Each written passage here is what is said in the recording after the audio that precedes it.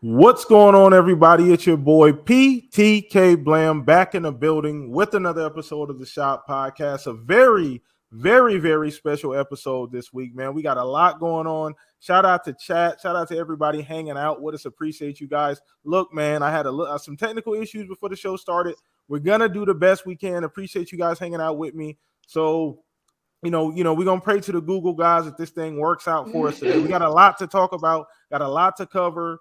We amped up over here at the Shop Podcast. Appreciate everybody in chat hanging out with us. Lord Master Jasper, Blue, Ashtray, Shonsu, appreciate everybody, man. Once again, retweet the link, let everybody know we're live. We got a packed house, we got a double header, some awesome gamers on here. What's up, Zink? How you doing? We need those hot takes, hot and readies for you, Pong. We got to have those every single week. Got to make sure we get them in. So it's not my weekend without them. So let's go, man. Let's get it. But let's go ahead and get to our guests, man. We know what we do. We always start with the guests, so we show love and appreciation. Everybody come and hang out on the Shop Podcast. So we're gonna start with Mr.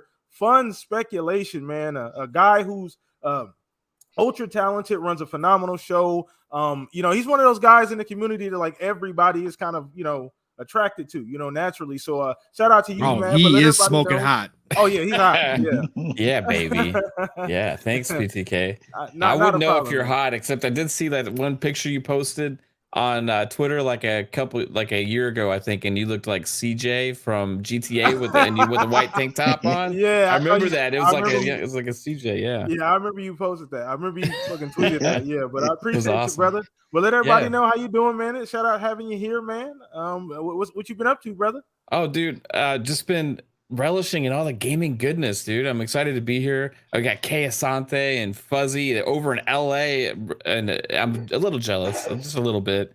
And then this guy I can't seem to shake right now, Pong Soul. But dude, there's been so much awesomeness already. You know what I mean? I mean, some of the shows have been okay or whatever, but mixed in there's a lot of real good goodies, and that's even before the big show. The big time thing that we're gonna have tomorrow. This is like Christmas Eve. It's insane, dude. I can feel it. The anticipation is in my gut. I can't wait to see what's finally revealed for all of us tomorrow. More Xbox Bethesda stuff is gonna be at the forefront. All of it'll be in Game Pass and stuff. I'm freaking hyped, man. It's gonna be insane. I'm hyped too, man. Shout out to you for hanging out with us. Shout out to you, chat, for hanging out with us as well. You could be a lot of places in the world, but you're here with us today at the Shop Podcast, man. Shout out to everybody in chat. Once again, Blue, we don't do no frauds this week. You and Ashtray behave, all right? You're frauding down there in the chat, but we appreciate you guys showing support and love. Once again, retweet the link. Let everybody know the Shop Podcast is live. So we're going to throw this over to Captain Keys, a.k.a. Asante. How you doing, bro? I know you just came from GCX. We were talking pregame, so shout out to everybody at GCX. But how you been, bro? I've been fantastic. And you know what? Before I even start, I have to say shout out to Pong Soul, shout out to Mav. My drive was long to and from, and y'all kept me entertained as hell all day today. Even during the show, even during GCX while walking around, I got Pong Soul and Steel Rain in my ear, and they're just keeping me hyped all day. So shout out to y'all. Shout out to Mav. The show's been great. My phone has been juicing all day, just plugged in to make sure I keep listening. So yes, I was at GCX. As you know, it's in Florida. I live in Tampa, so it was about an hour and a half drive for me. And Iron Lords, Lord Cognito, a bunch of folks were happened to be there. It used to be what is it? Guardian Con. So the Destiny DNA is real big there, but it was real fun, lots of cool energy, this and that. And then on the way back, of course, I'm listening to shout out to Xbox Era. They started doing their prediction show, and man, my hype level went from 8 to 15, bro. Oh my goodness, the stuff they're talking about. And of course, they tend to play with information that they have a bit more than most do. So when they start making things sound realistic, I'm like, oh my man, I can't wait. I'm so, you guys are catching me off of a high right now, so I'm here for it. Let's go. Awesome, man. Well, let's dive in, man. We got our other compadres here. Let's get to them before we jump in. But once again, chat, appreciate the love, appreciate the support you guys showing every single week, man. So we got Mr. Fuzzy Belvedere live in location. in LA. About to go to that Fan Fest tomorrow, man. So shout out to you. You're gonna be our eyes and ears here at the Shop Podcast, man. But how you doing? How you feeling before the big show? Oh, I'm feeling awesome, man. It's so great out here, even though, well, minus the traffic, but aside from the traffic, seeing some of the Xbox employees in the same hotel.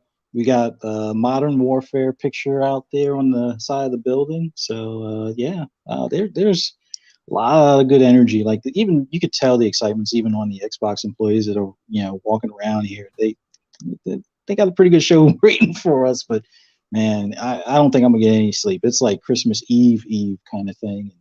All the presents are under the tree, and I have no idea what's in them. So yeah, this is awesome right now.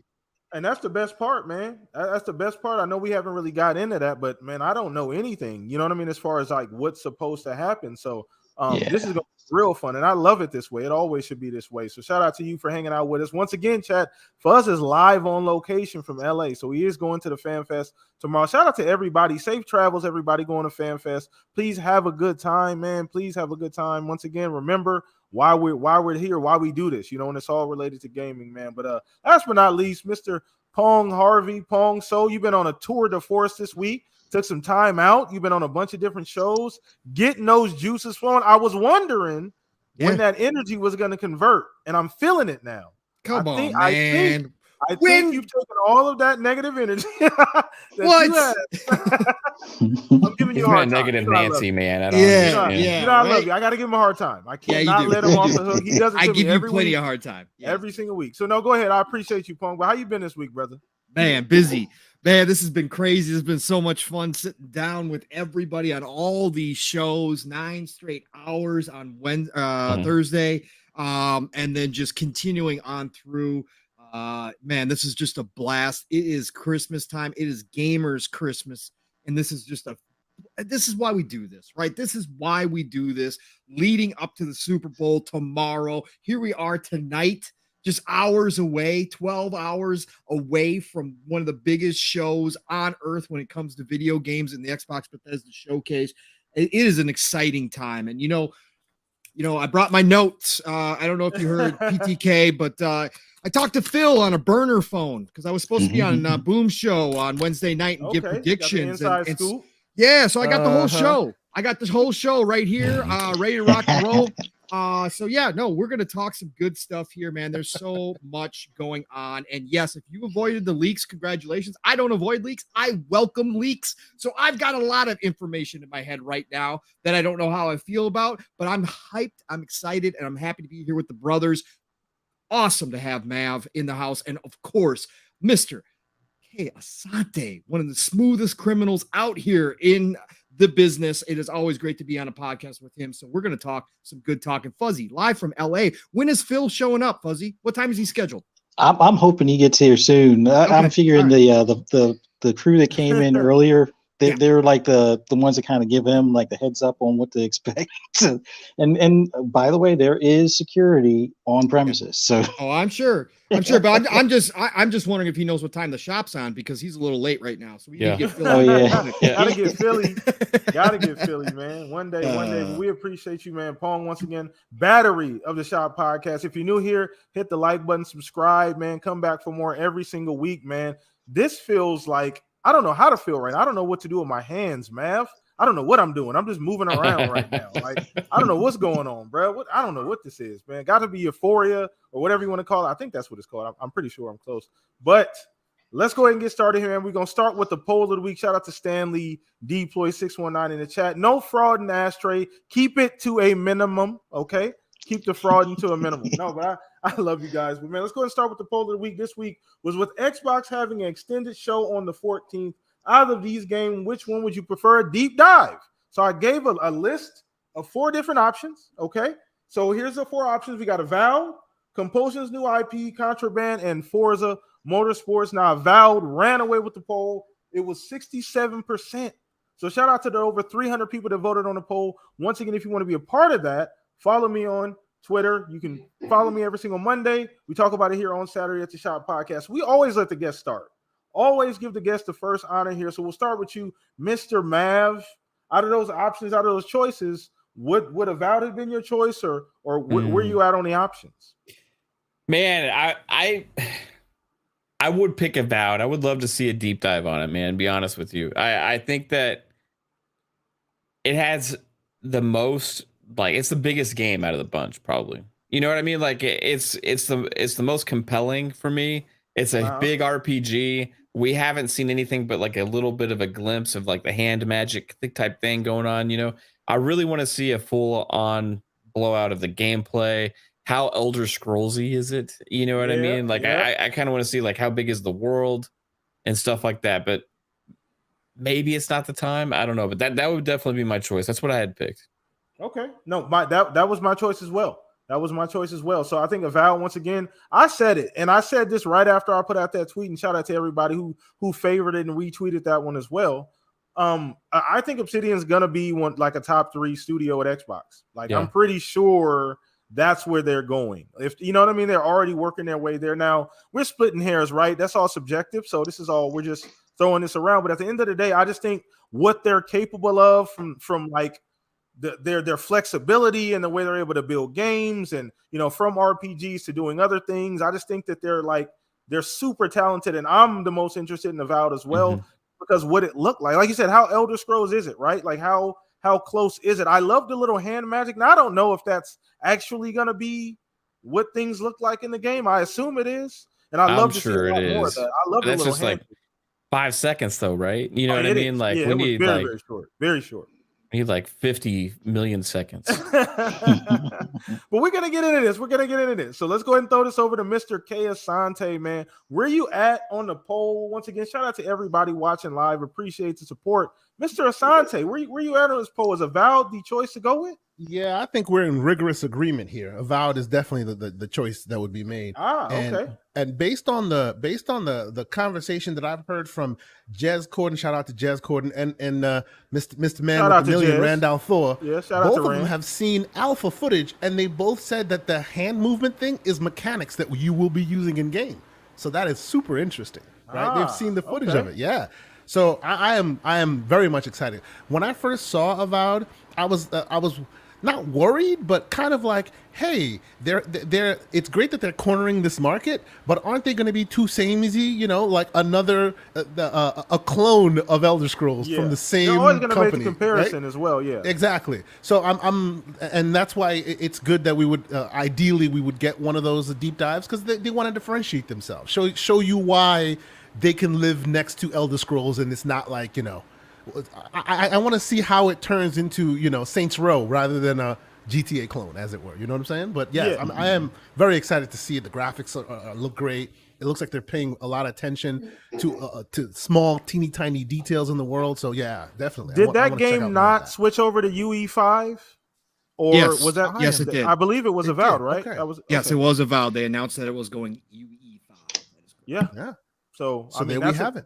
Yeah, that's another thing to look forward to. I mean, everything we've seen thus far from UE5 has been goddamn amazing, for lack of a better term, So everything from the demos to the lighting effect demos to the actual like gameplay we've seen thus far. Hellblade 2, that was a game that was shown in UE5. So amazing. So let's go ahead and throw this over to my compadres here. We'll start with the man on location, Mr. Fuzzy Belvedere. If Phil shows up, don't worry about it. Just have him jump on. We'll send him a link. Let him know that. Fuzzy, before you talk, I just want to picture. Please tell me you're holding a drink with a pinky in the air because you're in LA sitting at a bar. Please tell me that. No, I just finished like a 20-ounce bottle of Coca-Cola at least for right now. It's a light night. Yeah, like Fuzzy, you're supposed to play with this. You're supposed to run with it. You're like, I've got my pinky up. Yeah. I'm actually getting a foot massage right now. You got your Cavassier. That's right. Nice. Exactly. Now we do have. I forget what brand vodka it is back there, but yeah, we got some stuff here. But no, seriously.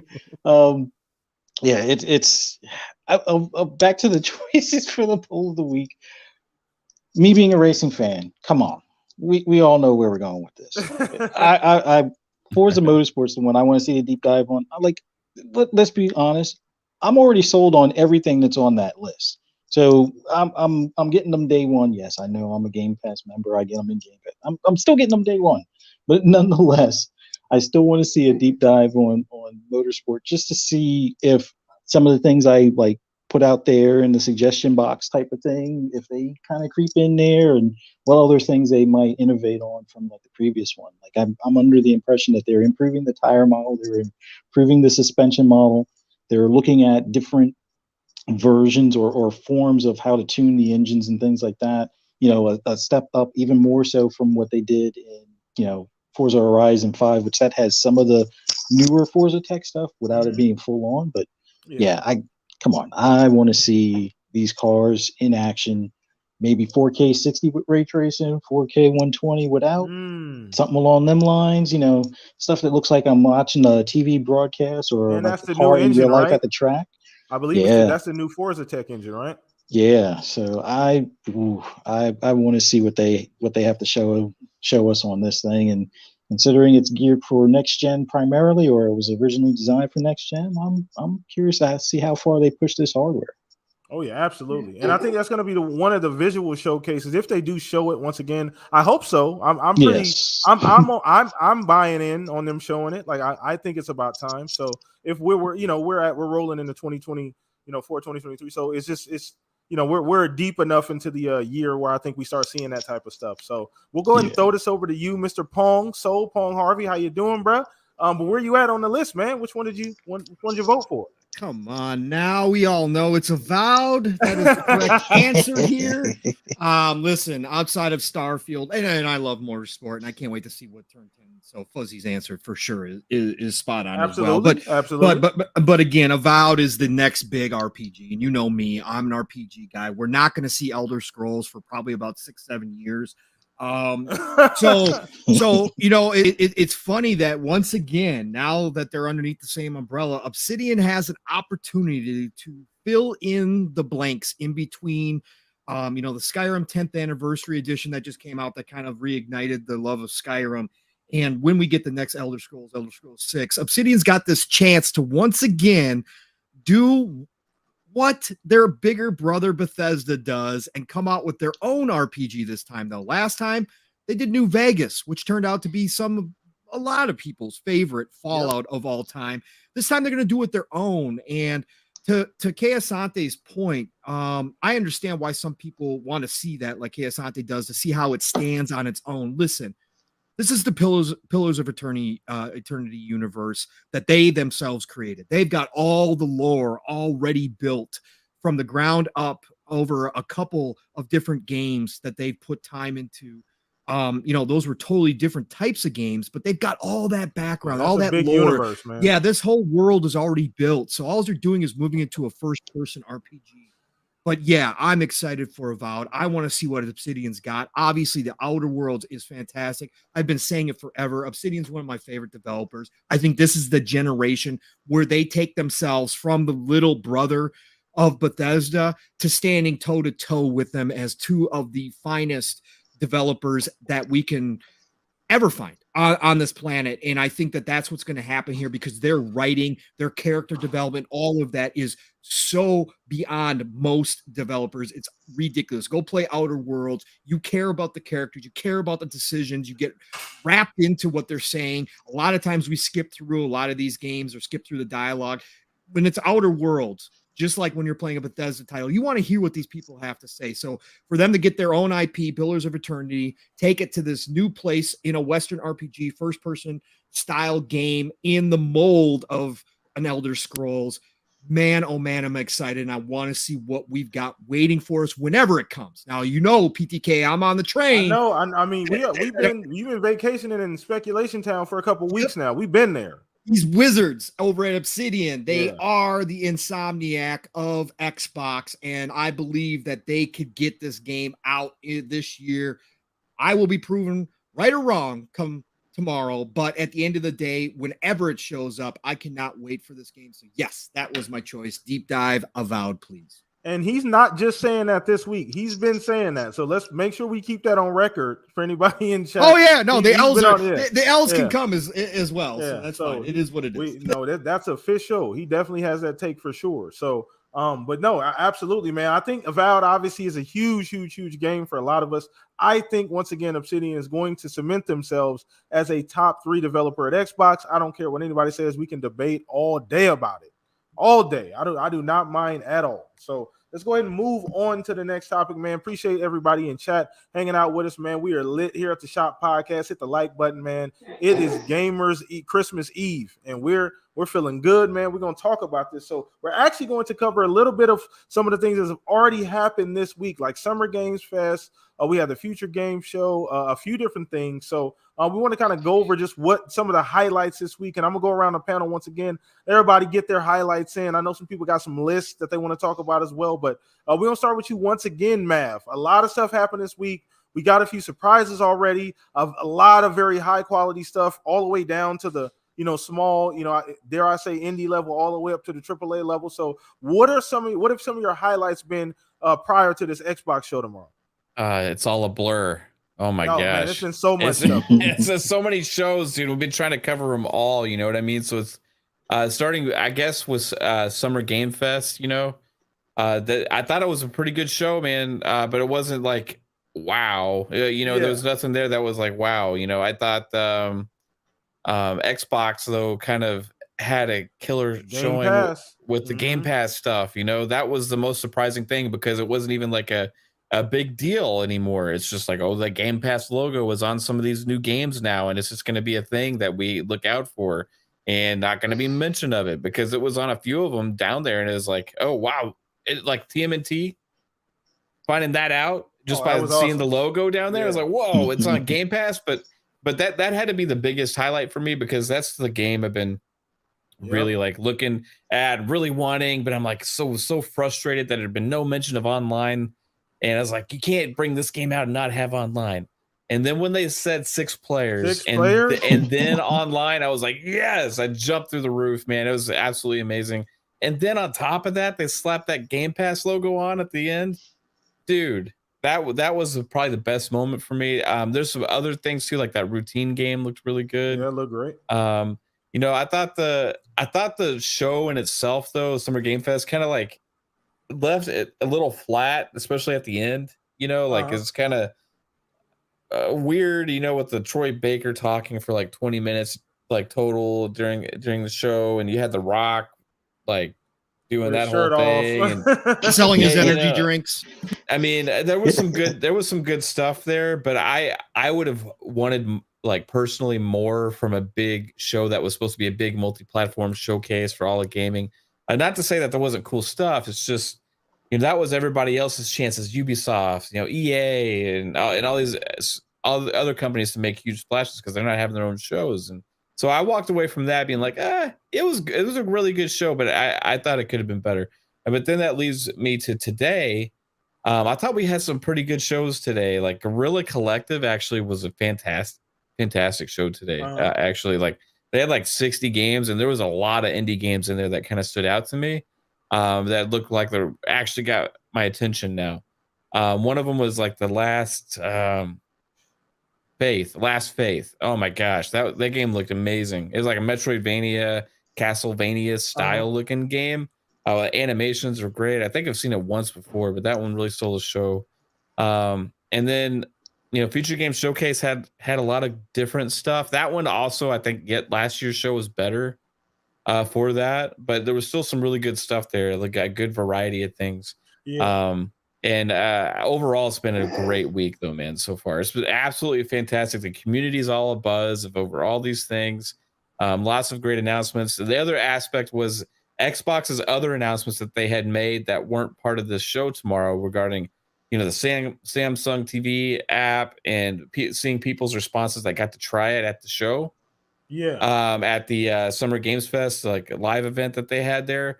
Seeing people react like, wow, this was really actually impressive, and kind of seeing where this step is taking for the future. And I think it's a big deal knowing that these games, that we keep getting announced are going to be playable so many different places.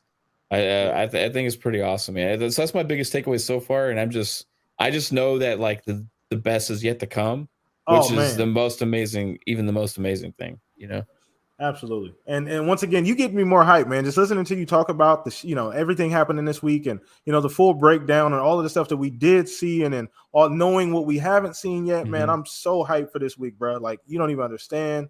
like I said, I probably won't sleep very much tonight. I don't think any of us will. It's always like this though. Whether we have a live show or a live E3 or not, it's always like this. Always get this feeling. So shout out to you, man. But yeah, there was definitely some highlights this week. TMNT was a big highlight for me as well. The nostalgia there, but being able to play 6-player, I think is it offline and online, I believe, correct? Like you can play offline. It said 6-player mode, right? So then they showed April local and online. Local and online. Yeah. See, so I mean that's a ton of flexibility, man. So and they put Casey Jones in that. I sucker, saw that. Man. Yeah, yes, Casey Jones is in it, dude. OG. We can get Casey Jones. Let's go. Awesome. So, man, let's go ahead and throw this over to you, Mr. K. Asante. I know it's been a busy week for you as well. Shout out to you and Everborn Game and Circle podcast, man. You guys had a big week once again, as usual. But out of the, the shows, the Summer Games Fest, the Future Games Show, some of the other smaller events that took place, where you at right now? Obviously, we're on the precipice of the Xbox show, which obviously that's going to take things up probably 10 levels here. But prior to all of that, where you at with what we got so far? So I will first and foremost say, because I was at GCX, unfortunately I didn't get to see the Guerrilla Collective, which I am so eager to see now because I'm a big indie guy. And the Future Games Show, I saw a few things here and there, but I'm looking forward to like sitting back, after all this is said and done, and just, like you said, we ain't sleeping tonight, so I'm gonna be rewatching videos. Basically, Mav laid it out beautifully. Like he and I are in sync on this. The TMNT announcement was at that time it was my game. That was it. At that the rest was cake. As soon as we heard that, like all I heard was Boom going, okay, I have Michelangelo. And then then John Wolf was like, well, I'm Raphael, right? and everyone's picking team like as soon as Lord Cognito got in the mix, he goes, what I get nobody? Well, we have 2 rounds now. This game is going to be amazing, and everyone's going to be able to play it, and everyone will have the opportunity to just jump in because it's in Game Pass. So that level set right there, that floor was like, that was a 10 out of 10 for me, and ever since then it's been cake. There have been a lot of things to be shown off. What I will say about the Summer Game Fest, I agree with Matt that it was a pretty great show. What I will say though is it looks like. Specifically for Xbox anyway, it looks like a lot of the stuff that we saw that was Xbox related almost seems like spillover. I don't know. Maybe I'm wrong as well. No, I got that feeling as well. Yeah, because you'd think, right? Oh, they have delayed their marquee titles. You would think that TMNT announcement would shine bright on the Microsoft stage. Nah, that was just tossed aside, and that's I'm so excited about that. You know what I mean? So that tells me, what else do you have to show me? But I won't go through everything because there's just so much. Let's keep this moving. The only game I will mention, and there's many more to mention, but the only game I will mention that I was floored, like absolutely rolling on the floor going, this is insane. I have never seen it like this before. This is the best thing I've ever seen. The Plucky Squire. If you haven't seen it, watch it. Watch it again. Right? Watch the trailer like 15 times. I've seen it like 20. It is the most amazing thing I have ever seen, and I cannot wait for that thing to come out. Like, wow, that's where I am with it. There's Shout so out much to that more Devolver to see. Showcase, right, Case? Oh, Devolver always does it kills every it, time. Every and year, of course, the Devolver Showcase was just insane. I watched that like twice. Hilarious. It was great. Did you catch all the movie references? I saw the RoboCop reference. I saw the aliens. It was just really good.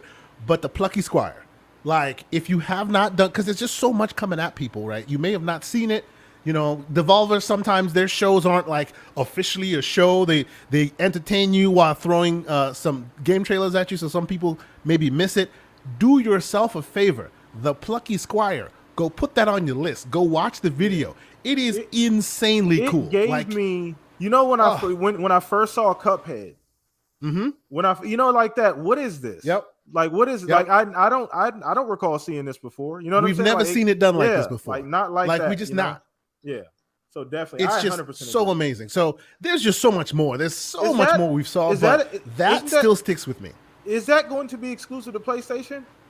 Or is I think it's everywhere. It's everywhere. It's everywhere. Everywhere. Okay, multiplayer. Okay, awesome. All right, cool. Yep. Awesome. And the funny thing about it is, and we could talk about that later. I'm sure we will be talking about that. It is on next gen consoles only and Switch. And I'm like, Wow. huh? You know, this thing is powerful. We're only going to target next gen only, and the Abacus known as the Switch. But okay. Shout out to the Switch, man. Shout out to Switch owners, man. Shout out to everybody in here watching live. Once again, hit the thumbs up button if you're hanging out with us on this Gamers Christmas Eve, man. Come in, kick your feet up, grab a drink, man. We always hanging out. Shout out to you, Cyber Gunter, Pang 911, Mr. Shonsu Madadir, keeping it real with everyone, keeping the chat clean. Appreciate you, brother. But let's go ahead and throw this over to my compatriots here and just kind of get their idea on what we saw this week. And I know, Pong, you got that list, so we might as well go ahead and let you go. I know you got things lined up. You got your Excel spreadsheet. Yeah, I do. I was taking notes while I've been doing all this podcasting. Right, man, this has been crazy time. Man, this was absolutely wonderful start to the week. Between obviously Summer Games Fest, Keeley show, and then of course Devolver and all these other smaller shows. I missed the Guerrilla Collective as well this morning because of course Steele and I went for 4.5 hours this morning, even though we were going to keep it short. We still went for 4.5 hours, so I missed that.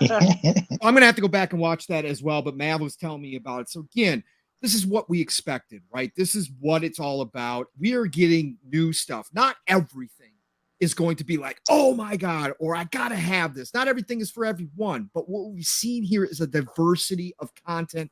Again, this is what is becoming the calling card for this generation. We are back to the 360 PS3 days where developers, there's so many of them now, we're seeing so many different types of games, and they're taking chances again, and they're coming out with some crazy ideas and some new things that we've never seen before. And that's what I love. Look, going through these lists is really hard to go through and pick out a couple, but listen, Keeley's show started off absolutely ridiculously good. And again, he got Hollywood, which Keeley always does. Keeley always got to have that Hollywood. He's got to have Troy Baker up there talking like he's on Living Split Screen podcast for 5 hours. You know, he's going to do that.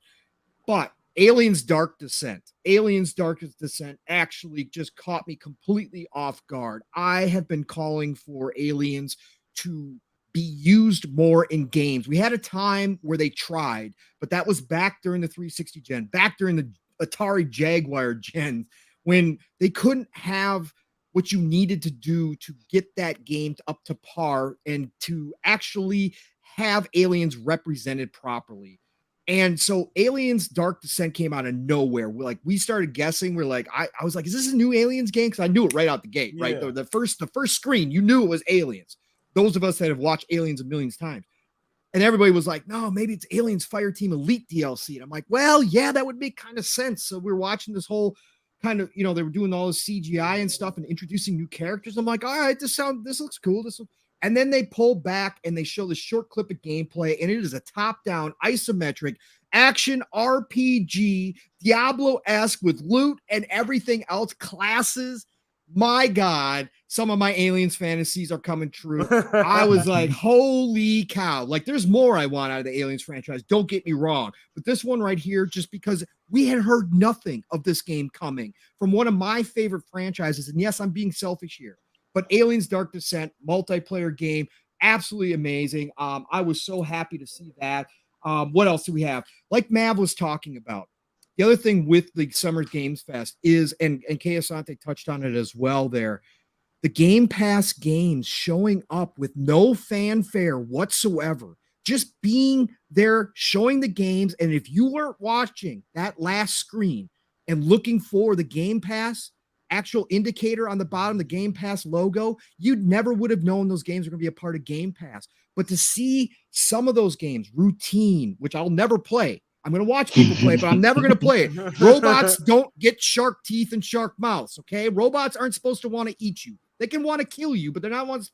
Look, games like Routine is what we would normally see on the Microsoft stage come Sunday, right? Along with, like Mav said, Teenage Mutant Ninja Turtles Shredder's Revenge. That's going to be something that you save for the main stage. And here it is in Keeley's show with no fanfare whatsoever. We talked to Tim Dog last night on Xbox Ultimate, and Tim said the same thing. Shout out to Tim. Yeah, shout out to Tim. It was a great conversation. Everybody go listen to it. It was a fantastic show. Tim is hyped. Like, he was just rolling last night. It was really good stuff. But he even said it last night. those types of games, it did feel like those are the games that Xbox was looking at the entire show when they're making decisions, and they just said, look, we've got too much. Jeff, you got to take a couple of these. And they passed a couple of these over. But to Kay Asante's point, what does that mean for the main showcase that these Game Pass games that normally would have been there showing up? A game like Midnight Fight Express, the single individual developed game that looks like John Wick. Wick. Looks amazing, dude. It looks like John Wick, but then all of a sudden they give us vehicles last night, right? They give us vehicles, or Thursday they showed us vehicle combat as well. But that type of game is exactly the games that Xbox previously would have been highlighting as indie darlings up on their main stage, going, look at these. This is the types of games we're bringing to Game Pass. Those games are in Keeley's show. Not to say that Keeley's show isn't big, but it's not the main stage. So that tells me that Xbox has so much for us on Sunday. And I got to give a shout out to Warhammer Dark Tide showing up at Keeley's. Oh, man. Yeah, look, Fat Shark, they've been working with Warhammer for a long time. Vermintide 1 and 2, a lot of people skip them. A lot of people consider Warhammer games AA, which technically they are AA, so they're dismissed. A lot of people aren't into the Warhammer lore. But if you jump into Vermintide and then jump into Vermintide 2, you see this dev team getting stronger and better with every game. And then now they've been funded by Xbox to create this Warhammer Darktide game. And we're getting it. It's console exclusive, Game Pass day and date. And every time they've showed it, it has gotten even better. And then that showing at the Keeleys, I was watching it. I'm like, they're in AAA territory here with this game. This game looks polished. This game looks fun. They have ramped up all the craziness of Vermintide with the mobs and all that kind of stuff. They've taken the future, the Warhammer 40K universe. Vermintide's a different universe, but they took the Warhammer 40K universe and just took all the special abilities that you can have in that universe, along with all the weapons, all the different classes, and just amplified everything to the 10th degree. And that's what I saw when that dude popped that head, popped the guy's head as he was pulling up on him. Man, I was like, okay, this is going to be fun. This is going to be something I am definitely jumping into. So yeah, I mean, I could go on and on. Look at Humankind coming from Sega, PC game, niche game. It's a civilization type strategy game. They announce, some DLC. They announce an expansion with new cultures jumping in. If anybody who's played Civilization knows what I'm talking about. Humankind takes a little different spin on it, but it's still a turn-based strategy game like that. And then all of a sudden they go, wait, but there's more. And then they say they're porting it to consoles and that it's coming into Game Pass. Again, what have we been talking about, PTK? This is the 360 generation all over again. They're starting to bring those PC games to us console players. And again, not a game for everybody, but what does that mean? That means everybody's feeling really good about themselves right now. They're feeling really good about this industry, that they're going to take these games that aren't the biggest ones ever, and they're going to try to introduce them to new fans. They're going to try to grow their fan base over on consoles, man. Shout out to everybody who's doing that right now. But yeah, we've seen a lot. I could go on and on, but I'll pass it off to Fuzz because he's in LA. He's drinking Cavassier right now, getting his feet massaged, waiting for Phil to show up. So let's go. Lots of great stuff. We got more coming. This is just a blast. I love this. Oh, man. Shout out to Chad as well. Once again, Mr. Kima, man. Appreciate you pulling up. Miss Caitlin pulling up as well. Appreciate you. So yeah, thank you for everybody hanging out. Hit the like button, subscribe if you have not already, man. Let's throw this to the man on location, waiting for Phil to pull up. So where you at on everything you saw this week? I know you didn't catch as much as probably as you like, kind of getting prepared to head out. But from what you saw, any highlights this week? Well, a lot of you guys have already touched on like routine. That was. I mean, I'm definitely gonna play it. I'm for those jump scare games because, like, man, yeah, it shark teeth on a robot. Yeah, it's wrong, Fuzzy. It's wrong. It is unnatural and should not be allowed. I'm sorry. No, but it's right up my alley. It's kind of like I just got like almost like Callisto Protocol meets like Atomic Heart kind of vibes on that thing, and that I'm all for it. The Teenage Mutant Ninja Turtles thing, it's still one of those day one buys, but the fact that it's going to be in Game Pass just makes it that much more awesome. And the 6-player co-op, like finally one of these games that's like, harkening to the old arcade style game, and you can actually do online co-op from start. There needs to be more games like that, released on a regular basis. But yeah, the Midnight Fight Express, that's another one that I've been looking forward to, and it's going to be in Game Pass day one as well. It's like it's now becoming a tradition, and I know we kind of crawled some sites and stuff, saw some other things that might be coming to Game Pass day and day, but man, that's truly becoming this juggernaut out here now. Where look at the end of the video. Oh, it's got Game Pass on. Oh, awesome! I get access to it day and date. It's so awesome seeing some of that stuff on a lot of the shows. But like the Summer Games Fest, Keeley show, yeah, I understand the leak kind of ruined the last end of it. You could see that they were a little dejected at the end because a lot of that stuff was shown. But Last of Us, the remake or remaster, for those that were looking forward to it, it's definitely a nice improvement over the remaster they did for PS4. And we finally got some more info on factions, which they really need to get into more They did details. say next year, though. They said more details so, next year, so we're not going to get anything about that. But it was good to see it, at least that they they're at least listening to the fan base that are asking for those things. But man, that it's just so awesome seeing like you guys were hinting to, a lot of the stuff that would be like overflow for Xbox just make it into that show, because like you said, those things would have been highlights. Those are the things that would get fans out of their seats clapping. And now they're over at Keeley show, so it's like, yeah, I'm even more excited for what didn't make the chopping block for the cut or the cutting room floor type of deal for the main show.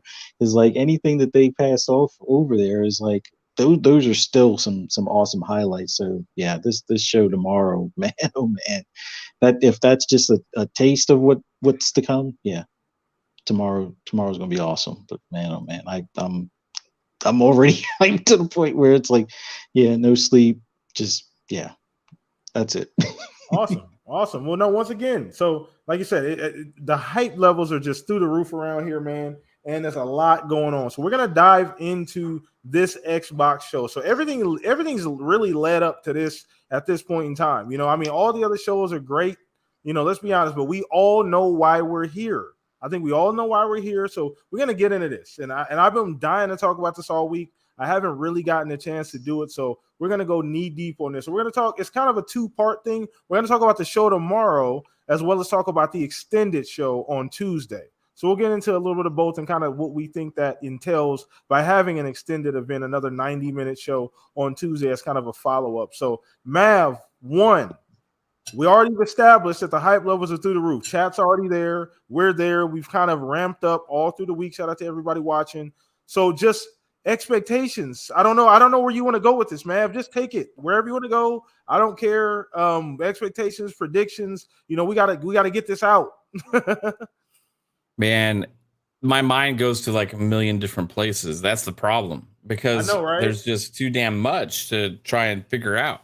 It's unlike any other year because of everything that we know has been kicked off with Xbox and all the projects that are in the works, all the rumors and not really necessarily rumors, but leaks. Not only that, but all of the projects that have actually been alluded to from the devs themselves.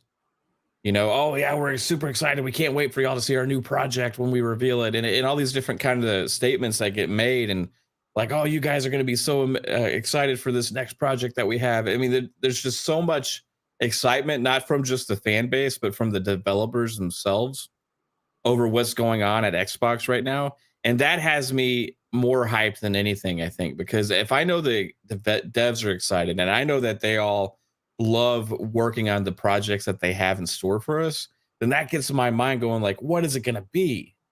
Like if the devs are super pumped for it, what is it going to be? And we already know all the ones that have already been announced, right? But it's seeming like the closer we get to the show, all the rumors are starting to swirl that some of these aren't going to be there potentially, right? So if those aren't going to be there, then what's going to fill its shoes? And I'm expecting some of these games that we've seen before to get some blowouts, right? You kind of talked about it before with your poll and stuff. I think they're going to showcase maybe 2 or 3, especially besides Starfield and Redfall, right? besides that, I think we're gonna get maybe 2 or 3 like longer looks at potential things like with gameplay and stuff. Things that we already know about. But then I'm expecting more game announcements than we've ever had before from Xbox. More brand new games. I mean, last year's show was amazing. Oh, It was the absolutely best insane. show ever. As far as in my opinion, it's probably the most complete showcase Xbox has ever had. Right, but then when you go back and look, you're looking at what are big first-person games that they revealed. There was 2, really, right? There was Yeah. Redfall and Forza Horizon 5. Besides that, there was not a lot of brand new game reveals that were big-time AAA first-party games. But now I think they're in that mode, ready to showcase to the world a large amount of what these games are gonna be. So my biggest prediction is that we're going to get more new game announcements than we've ever had before from Xbox at this show. I don't know which games it's going to be, but I think it's going to be the ones that are furthest along, that are closer to releasing in 2024. And it could be Compulsion's game. I think it's too early to see In Exile's game. I was gonna say that too. I hope we at least maybe get a little trailer, maybe some cinematic, or there could be it's like a reveal, Yeah, and that's what I reveal. want. Personally, what I want is just like, I know that like everybody's like, well, I don't like CGI or I don't like splash screens, but I personally like knowing what's coming down the pipeline years away. Right now, I do want to be kept up to date better on the status of those games and when to potentially expect them at some point. However, I like knowing what the studios are working on, and it gets my imagination flowing on what this game's going to turn out to be. So I don't mind all that, but especially if we get it along with those 4 or 5 good gameplay games, where we get that, then everything else is okay. Reveal the slate, reveal your slate for the next few years, and let's see Compulsion's game. And even if In Exile's game is early, go ahead and tell us what it is. Let us get excited for this future that Xbox has in store for us, where everything is coming into Xbox. That's what I want the most, man. And I think there's a decent chance at it. I'm curious, like, if certain games don't show up, if there's going to be a lot of questions, like, oh, what's wrong with these games and stuff like that. That typically is. That's not that uncommon. That happens every year. Yeah. But if they have enough other stuff to offset that kind of talk, then it doesn't matter, because then everybody's like, well, you can't really argue with this because there's just so many freaking games that they're going to come out. I mean, these games are going to come out, they're going to release. And when we put an identity to a project, that's something that becomes real. You know what I mean? And I want to see that. I want to see the identity behind the projects that Xbox has in the works. And that's what I want to see. And as far as just a last prediction, I guess, for the show, I'll say that there's going to be one massive surprise from a third party. Okay, I like where you're going with that. Yeah, from a third party, and I don't know if it's Ubisoft or it's EA, but I'm going to say maybe there'll be a massive surprise from Sega. Yeah, that'll be my last prediction. Yeah, I don't know what I don't know 100% know what it'll be. I think it'll be a massive surprise from Sega. Okay, I like that. I like that. Shout out to Everborn. I think he would like that as well. I'm pretty sure he would 100% support that idea. But yeah, the one thing that we did say last year, and once again, if you haven't, you can go back and watch the video from our pre-E3 or pre-Xbox showcase video last year, was that this year's show could potentially be even better.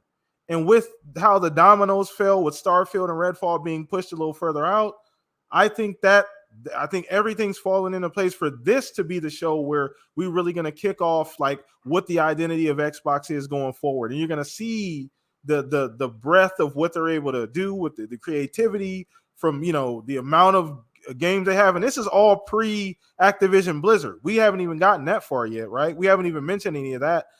That's probably not going to be highlighted at all during this summer showcase. Oh, can you imagine the conversations we're going to have next year? Oh, man. Dude. Oh, man. Xbox, Bethesda, Activision, Blizzard, like all the Blizzard games that are in the works that we know about, right? I mean, have to change that showcase name because it's going to be too long. It's way too long. I don't know what the hell they're going to do. X-Beth the Blizzard activist. I don't know, No, I don't know, man, but it's they're stacked. They are stacked, and that's the one thing that gets me the most excited about this. The energy that all the investments, all the energy they put into Game Pass. This is the culmination. We're right there. We're right there. So we'll throw this over to you, Asante. Just once again, we're on the eve. Everything's kind of going. We've been dodging spoilers, hearing little things here and there, but just where you at as far as the show? I know we haven't really dove into that extended show. I think we'll get into that a little bit later. Like we'll really, really get in on that. But as far as just a showcase tomorrow, man, this is show take it itself? away, brother. Take it away. Okay. Take it away. All right. So the show itself, and as you've already alluded to, Pong comes correct with his spreadsheet. So I started typing. Okay. Absolutely. I started typing. Okay. So I have that for the extended, and we'll get to the extended because there's some interesting things in the extended that I believe will be there. But the main show, every year when these things happen, we get excited, and then you hear the folks that tend to not be wrong about these things. They tend to come out to you and be like, maybe you want to temper your expectations. Maybe you want to. This year, holy, I am not one for swearing, but holy shit, it is insane the stuff that the people who you trust are saying. Right, like there have been rumors and speculation everywhere, right? Yeah. And we all enjoy some fun speculation. Shout out to you, Mav. It's not just, but like the people who we have all come to know that are able to pull the receipts more than others. Even they're losing their minds, and because of that, I'm losing my mind completely. Right. So here's what I think. At least the main show, and there's so much that we don't know. Right. The known unknowns. Right. Oh yeah. Right? What I think we will know, and I've been saying this from jump, like way back when for a while now. Hey, when are they going to really do it? When are they going to show us? And then of course we had the delay announcement, right? And I've said this on Boom shows many times. They need to throw the kitchen sink at everybody. And based on the rumors and speculation, even by the people who are trusted voices, that's exactly what's happening right now. All right, this like gameplay talk on a lot of this Starfield gameplay, all but guaranteed. Redfall gameplay, all but guaranteed. Avowed gameplay, all but guaranteed. Right, and this is what's being bandied about. Right now, will there be full extended gameplay between the main show and the extended? Who knows? The conversation they have come out and said there will be overlap in the content in certain IPs. So possibly maybe more extended views at the extended show, and you just kind of get a short little brief synopsis or a story trailer for the main show. But there's definitely talk that it's all but there 100% that this is happening, right? And that gets me amazingly excited. Like it's absolutely, we are going to see a lot of those code names that have been floating around materialize and actually turn into something.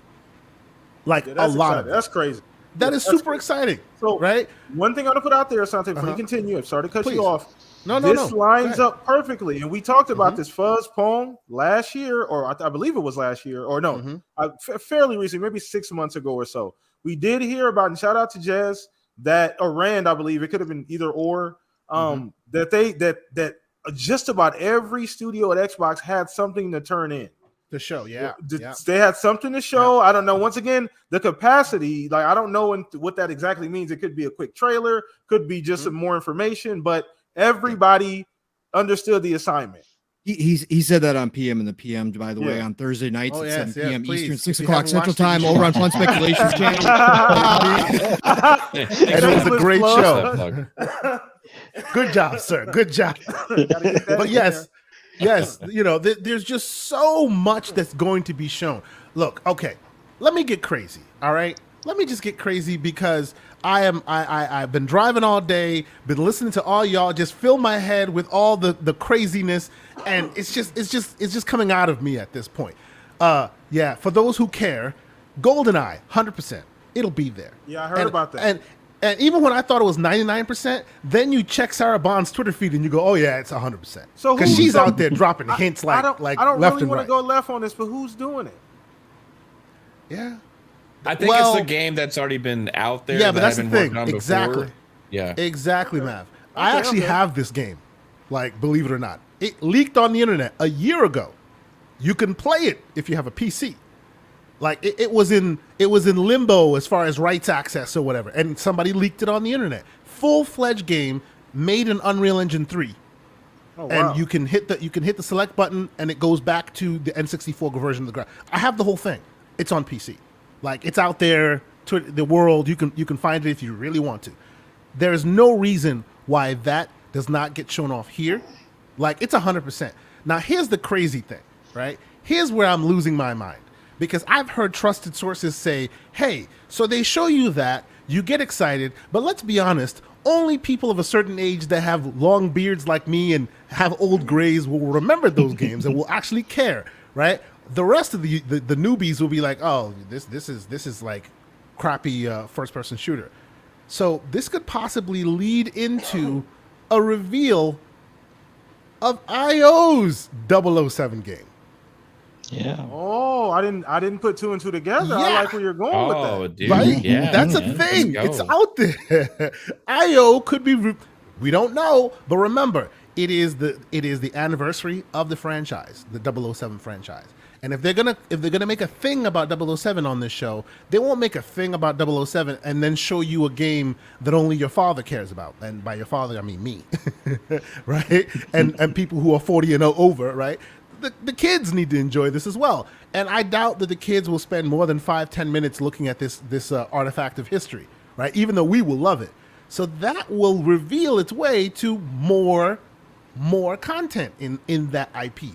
And we already know IO's working on it. I mean, obviously, it's not going to be like, hey, it's coming out this year. It may very well be 2024. Who knows? But there's a big chance that gets shown off here.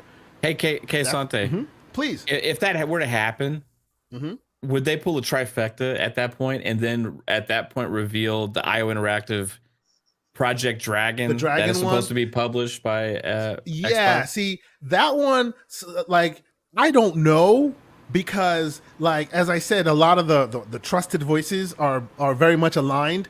That one, Yeah, people are are still right. very split on.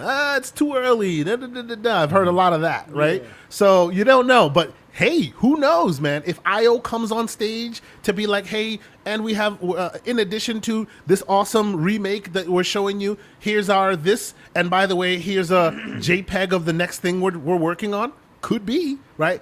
I honestly think, when I say kitchen sink approach, I honestly think this is Xbox's version of the E3 of Dreams.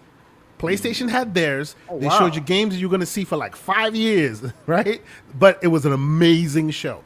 And based on all this stuff, the Wu-Tang game, there's a chance. 1 versus 100. I am almost 100% on that one. Because I would love to see that. Like a year and a half ago, I happened to be, because when the whole pandemic thing took over, you know, obviously everybody know that FanFest became a digital only thing. The first year they did that digital only thing, I was in there. You got to listen to Phil Spencer speak, all this stuff. He basically said that they're working on 1 versus 100. You'll see it soon. And the team that they acquired that happened to be working on VR stuff, they will be doing the Avatar stuff. So it's out there. You even saw it recently with Microsoft Mesh, where they were showing you various VR things, and you saw people, like cartoony people. Same people doing that are making 1 versus 100. I expect to see it tomorrow. What did I say? Oh, yeah. And these are the three. Let's see how far I go here. There's rumors of, very, very credible rumors of a Marvel project, which blew my mind because I'm a Marvel zombie from way back. There's rumors of a Star Wars project, which blew my mind because that would be insane. And these are all exclusive, right? Yeah. Like, crazy. There's rumors of Splinter Cell, because there is a Splinter Cell game that is being developed that's not, just Splinter Cell adjacent. It's actually a Splinter Cell game. And hey, what would you know? Ubisoft is not having their show this year. There is a chance of that, right? Freaking Kojima's game has been almost like confidently spoken about, like it'll be here tomorrow. Not shown, but maybe just mentioned.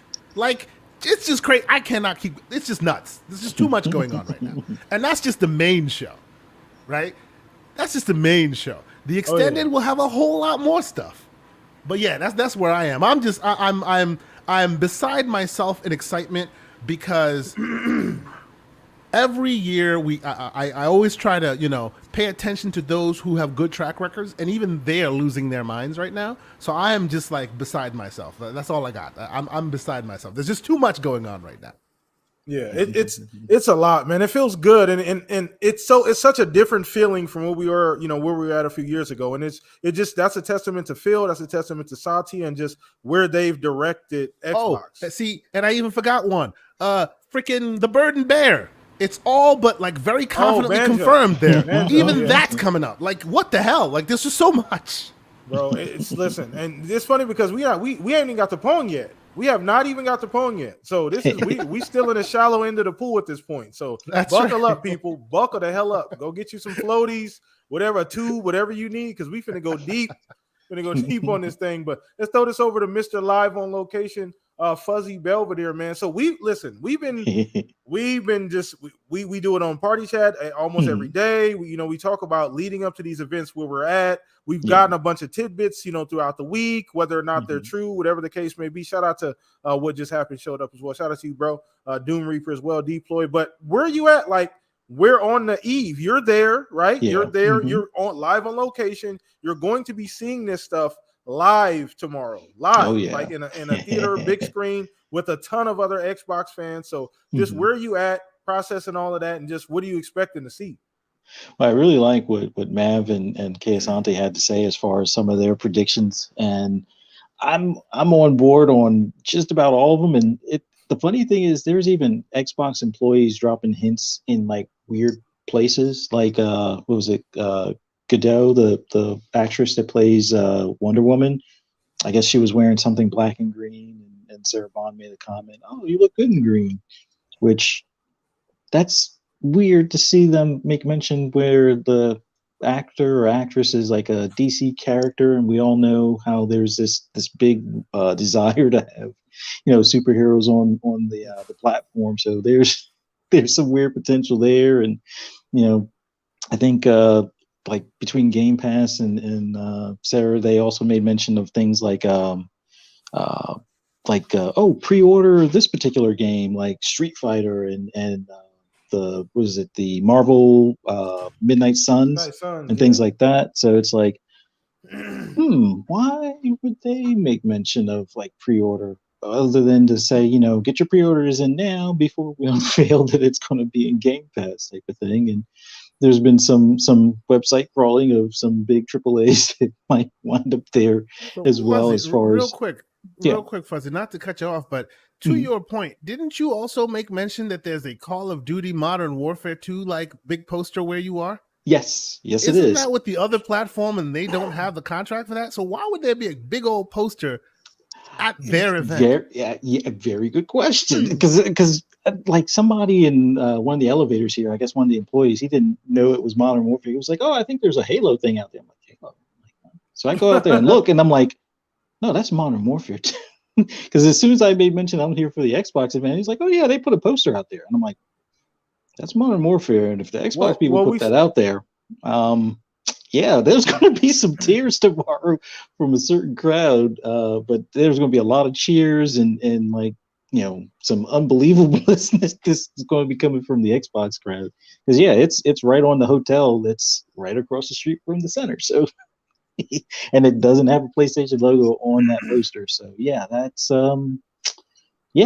So there's just so many like unique things that it's like leading up to this point, that whether it's like certain conversations between certain studios and certain licensed IPs and things like that, the ceiling is way up there now. I don't even know if there is a ceiling for it, but I would just say I expect a lot of the already announced stuff that may have had a CGI possibly not to be there unless they're closer to release, where we'll get some gameplay. So I'm not really expecting the State of Decay 3, which is fine. I'm not really expecting that until late 2023 or 2024. Hopefully that appears in the second show, because I think that's where some of that stuff may land, is in the second show. So it's like, okay, this one isn't up for release for a year or two. let's put it in a second show type of deal. But the ones that are coming within the next, calendar year, which by the way, Matt Booty already said, for fiscal 5. year 2023, it's like, yeah, we're going to have at least 5, 5 plus. And if just being first party 5 plus coming through, I mean, yeah, hopefully, fingers crossed. Motorsport's one of them. We're also expecting possibly, included in that count to be, Starfield and Redfall. But what else is going to be those other two to fill in the other 2 slots at the minimum? And I don't know if they're going to include Dusk Falls in that as well, or maybe that's one of the plus ones or the additional beyond the 5 type of deal. But there is just so much. And like you guys were saying, as far as the projects that they've already, we've kind of heard about a few of them through, like Windows Central and Jez and everyone and stuff like that. But I think now is where we get like some official game names, like the Compulsion Studios one, Project Nightmare. I'm hoping we get an actual name for that one. And there is some rumors floating that the name might actually be out there in the wind, but we'll see if it does. If it starts with the letter P, I think there's some validity to some of these leaks. I hope that's wrong, Fuzzy, because that's a terrible name.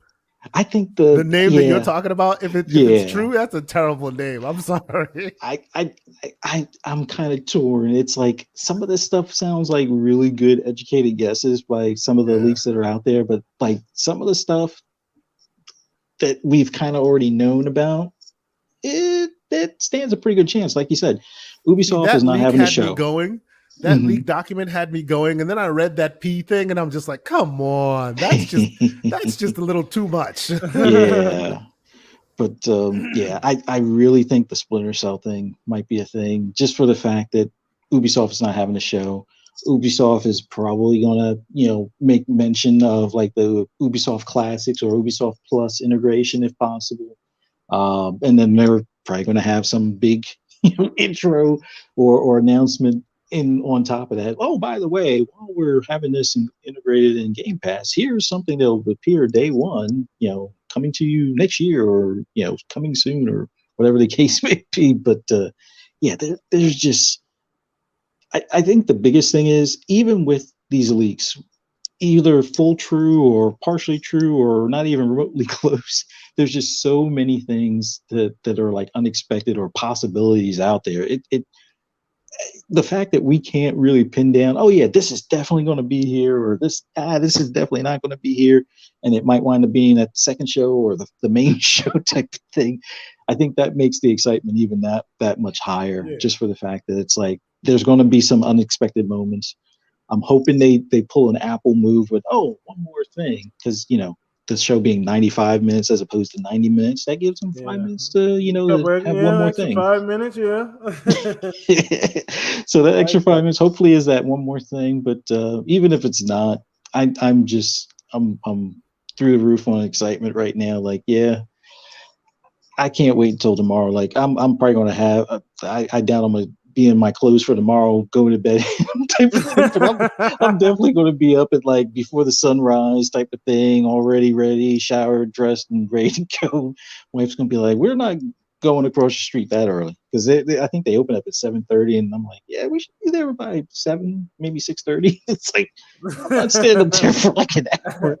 But it's, oh man, I can't wait. There's just so much that I think there's a lot to be said, like with Kay Asante's take as far as them throwing the kitchen sink. I think if not the kitchen sink, they're going to be throwing some sort of appliance or utility tomorrow, and it's going to be something that we weren't expecting. I think they're going to have a awesome show above and beyond even what they did last year. And I thought that was amazing last year. And I do want to present that to Mav before we get to Pong on this, Mav and Kay Asante, because that's interesting, right? As phenomenal as last year's show, and once again, I'm on record saying for me, and once again, chat, don't flame me. For me, last year's was probably the most complete show they've ever had from start to finish, from pacing to like surprises to just things that we saw. It was an amazing show, phenomenal in my opinion. And I think this show is probably going to eclipse that. So, I mean, where you guys, just on that question by yourself, Mav and Kay Asante, are you guys, where you at on this show being a better show, in your opinion, once again, Chat, don't kill us. In their opinion, where you guys at on this show being better than last year's show for you? I think it's going to happen. I mean, I don't see any reason why it wouldn't. I think last year's show stood above so many because we realized how invested Microsoft really is and all of the acquisitions and everything, and they came out for full force like that, and kind of blew our minds. And it was like, oh, they finally got their stuff together, right? Look at all this stuff that they got. This pacing was amazing. They got all these games, just one after another, all this stuff, and it's all in Game Pass. It's like, wow, right? But when you go back and look at it, it's like, wow, there was a lot of games in there, but like they didn't reveal a lot of their projects still. You know what I mean? Yeah. True.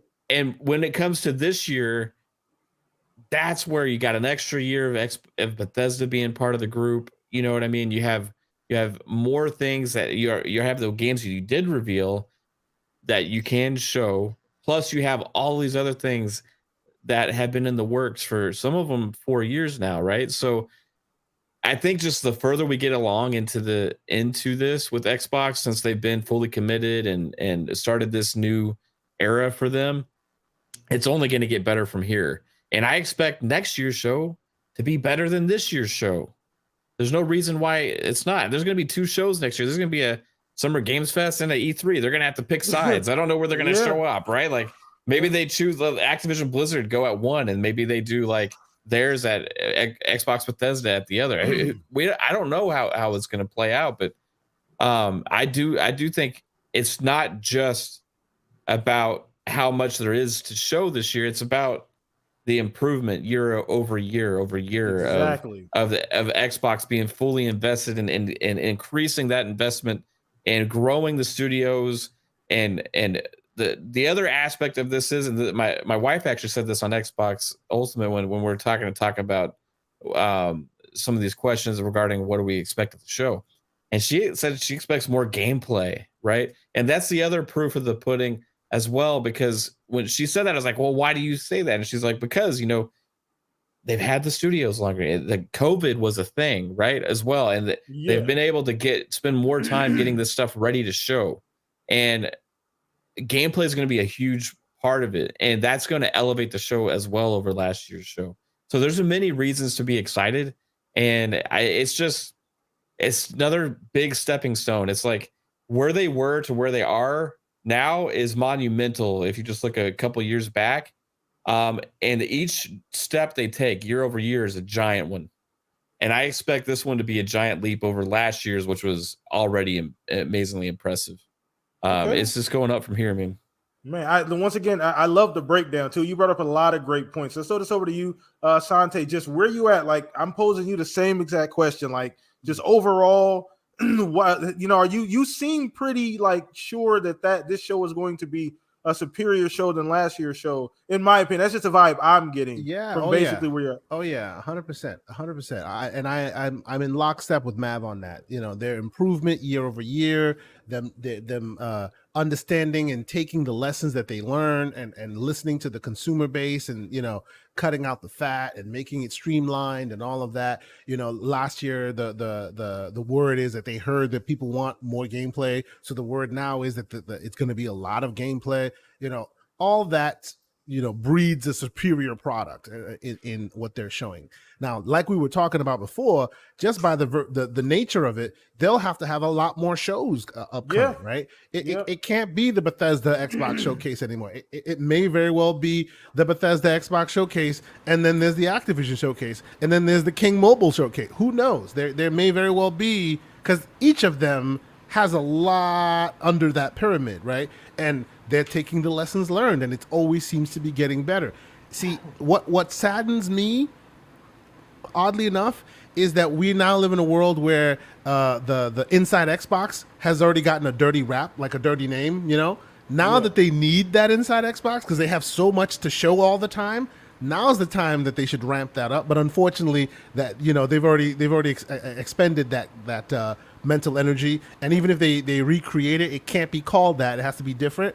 But now is the time because then you can show a lot more, right? But I am so I'm thrilled to see them heading in the right direction because a lot of their competitors have always been doing some very interesting things, and we know they can do more. We know they have so many studios. Just like exactly like Mav said, these guys have so many teams, and we didn't see it barely any of their projects last time. Yeah, true. Right, and by the nature of the way games are developed, and by the nature of math, they have too many studios, and each studio has multiple teams, right? And every year they don't show it to you. Every year they don't show it to you. At some point, they'll literally be sitting on a shelf somewhere waiting to be shown, and we know that's not what they want to do. So it's coming hot and heavy, and it looks like, based on also conversations and reports we've heard about them hiring certain people in certain positions and roles to make sure that their presentation game is up to snuff and they're leveling themselves up that way. So every year they seem to be doing better. I agree with you, PTK. Last year's show was the best they've had. I agree with that 100%. You know, even if the substance is variable depending on who you are. Hey, you know, depending on the show, the actual offerings are subjective, but just by the nature of how they put it together, I think last year's was really the best they've done up until now. And exactly like Mav said, we can only expect it to get better from there. Every year they learn, they're growing, you know. So I am 100% thinking that yes, this show will be the new watermark for Xbox. And moving forward, we're going to expect to see more frequency in their shows and also more quality in their shows. Absolutely. Absolutely. And let us know how you guys feel about that too. Not only am I asking this to the panel, but I'm asking this to you as well, chat. Let us know how you guys feel about what we're talking about. So I'm going to throw this over to Pong, who's been ready and primed to tackle this. Pong, the time is upon us, sir. You take the microphone. Well, I mean, this is all well and good. Everybody's got some great, fantastic ideas. But again, I talked to Phil directly on a burner phone, right? And he gave me the rundown. Oh, yeah, he has the show. full list. That's right. I'm looking at the show right now. Yeah. Like, why did we even do this whole panel? You could have just had me on PTK and I could have ran down the show. We could have called it a night. We could have all gotten good sleep and been ready for tomorrow, right? So I listened to Living Split Screen this morning, so I've heard what Phil had to tell him on his burner phone. Oh wow! Wow! Looking forward. Wow! Okay. Oh, okay. So you can go ahead and you can attest to the fact, Kay Asante, that this is going to be the greatest show of all time, correct? Oh man, you are not wrong. Go ahead. Listen, this is fun stuff. Everybody here is right. They have a chance to really, really. They did it last year, right? But they did it last year with pacing. They did it last year with a lot of new stuff that we've been wanting to see, and they did a lot of it, with a lot of flash. This year is about substance. This year is about gameplay, and more gameplay. This is about proof of concept. Everything that we've been hearing up to this point is all just amazing, and we're all bought in, right? There's nobody here and probably nobody listening that isn't bought into Xbox and what they're selling us. The deal is without Starfield and without Redfall being released this year, we need to see what we're waiting on. And unfortunately, waiting has been an awful term for Xbox fans for a very long time. And, if that's the case again, then I want them to lean into this. Kay Asante and I, again, we're on the same page. We both use the term throw the sink at us. Please do that. Throw the kitchen at us if you need to. Whatever you got to do, please just lay it out to us. And when you start looking at this stuff, and as Phil was reading off the show to me, I was just going, oh my God. Oh my God. And again, he tried to tell me what, he was trying to give me the roadmap in 24 and 25. I was like, no, he tried to give me the closing date for Activision Blizzard. I was like, Phil, I ain't got the time for that right now. Just give me the show. All right. Just give me the show. So I was listening to this show that he was reading off to me, and I was like, yo, look, this is all just seems too unreal. But as everybody said here, all this acquisitions and everything that they've put on the table over the past, since 2017, 2018 is finally coming to bloom. All those seeds that they've planted, it's finally time to not just tell us names all the time, not just to reveal CGI trailers, even though I love CGI trailers. I'm not one of those people who says, don't show me CGI, just give me gameplay. I'm not. I'll take a CGI trailer. That gets me hyped. I don't care. but that's finally time to show what you've been doing. And I think that's where it comes into play. So, look, Avowed's got to be there. Yeah. Pong, can I ask you a quick question? Yeah, about the CGI trailer thing? Yeah. What do you think about Midnight Suns? Whoa, wow, that's off the topic. Listen, Midnight Suns. No, Midnight Suns, I love the concept. I love for Axis case because I'm an X. I'm being specific about the trailer. That's about the trailer, about specifically. So the trailer, I liked it. This last one, I wanted to see gameplay, so it kind of caught me off guard because I was like, oh, maybe they're going to show us a little bit more about the gameplay. Maybe they changed some of the mechanics because I'm not looking forward to the card system. But as far as the trailer itself, this time, it was to show off some customization of the character skins. It was to show off Spider-Man. It was to show off Demon Hulk and Demon who else was showing there? Oh my god, Venom. Venom, thank you. Yeah, Venom. So it was to show some alternate characters. So I was okay with that trailer, right? I'm okay. But I think you know where I'm going with it, right?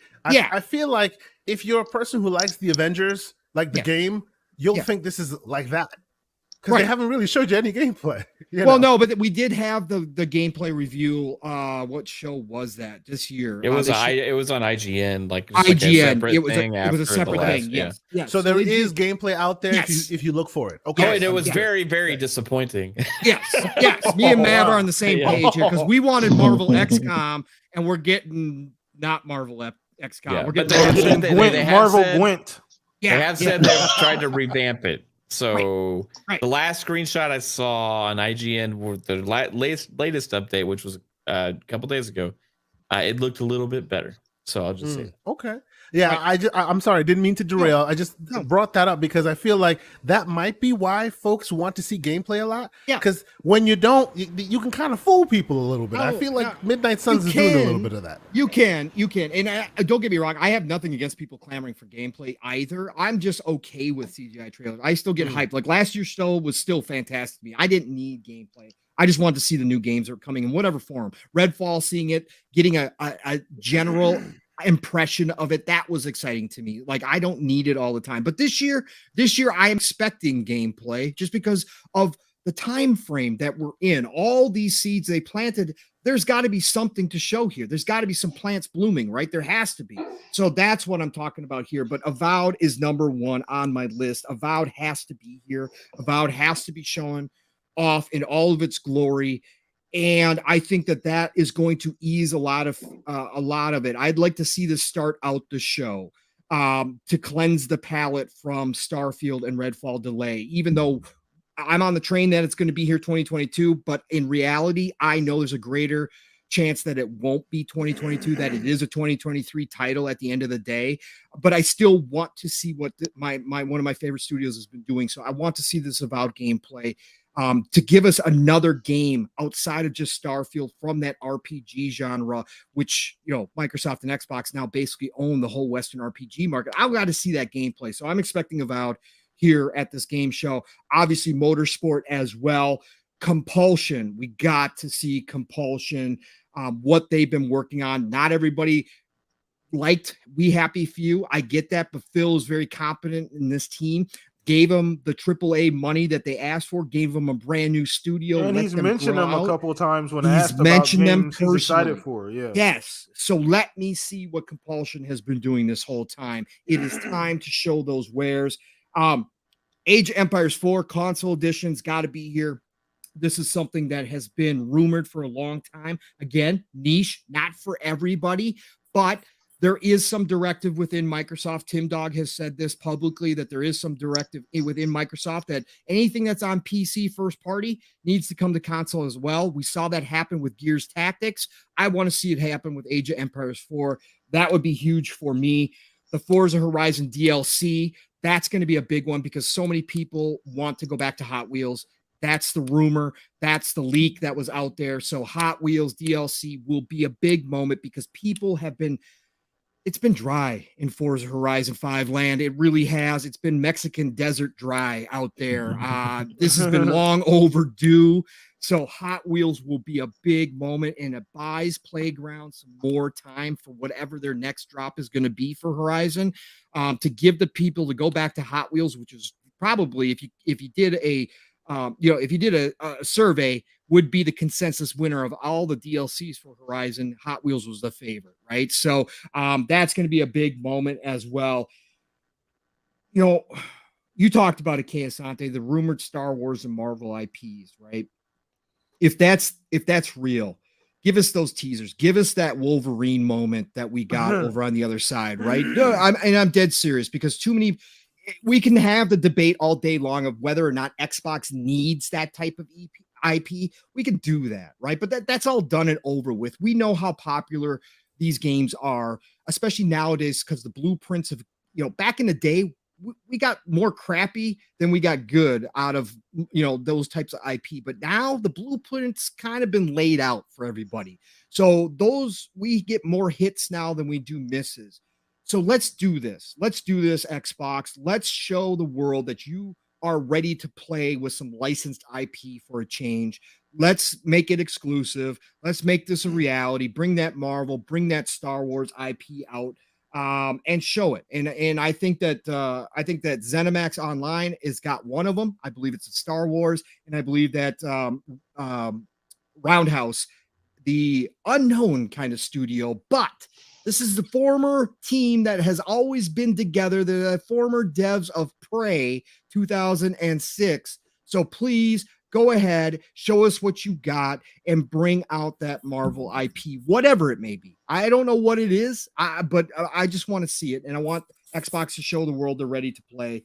And I think that the Eastern flavor, and I talk about this a lot, and again, it's not for everybody. I get that. JRPGs aren't everybody's cup of tea, but you still have to have that diversity on Xbox. They've been making inroads over there. We've seen little bits and pieces. We've got Soul Hackers 2 coming from Atlas. First time we've seen an Atlas game since the 360 generation.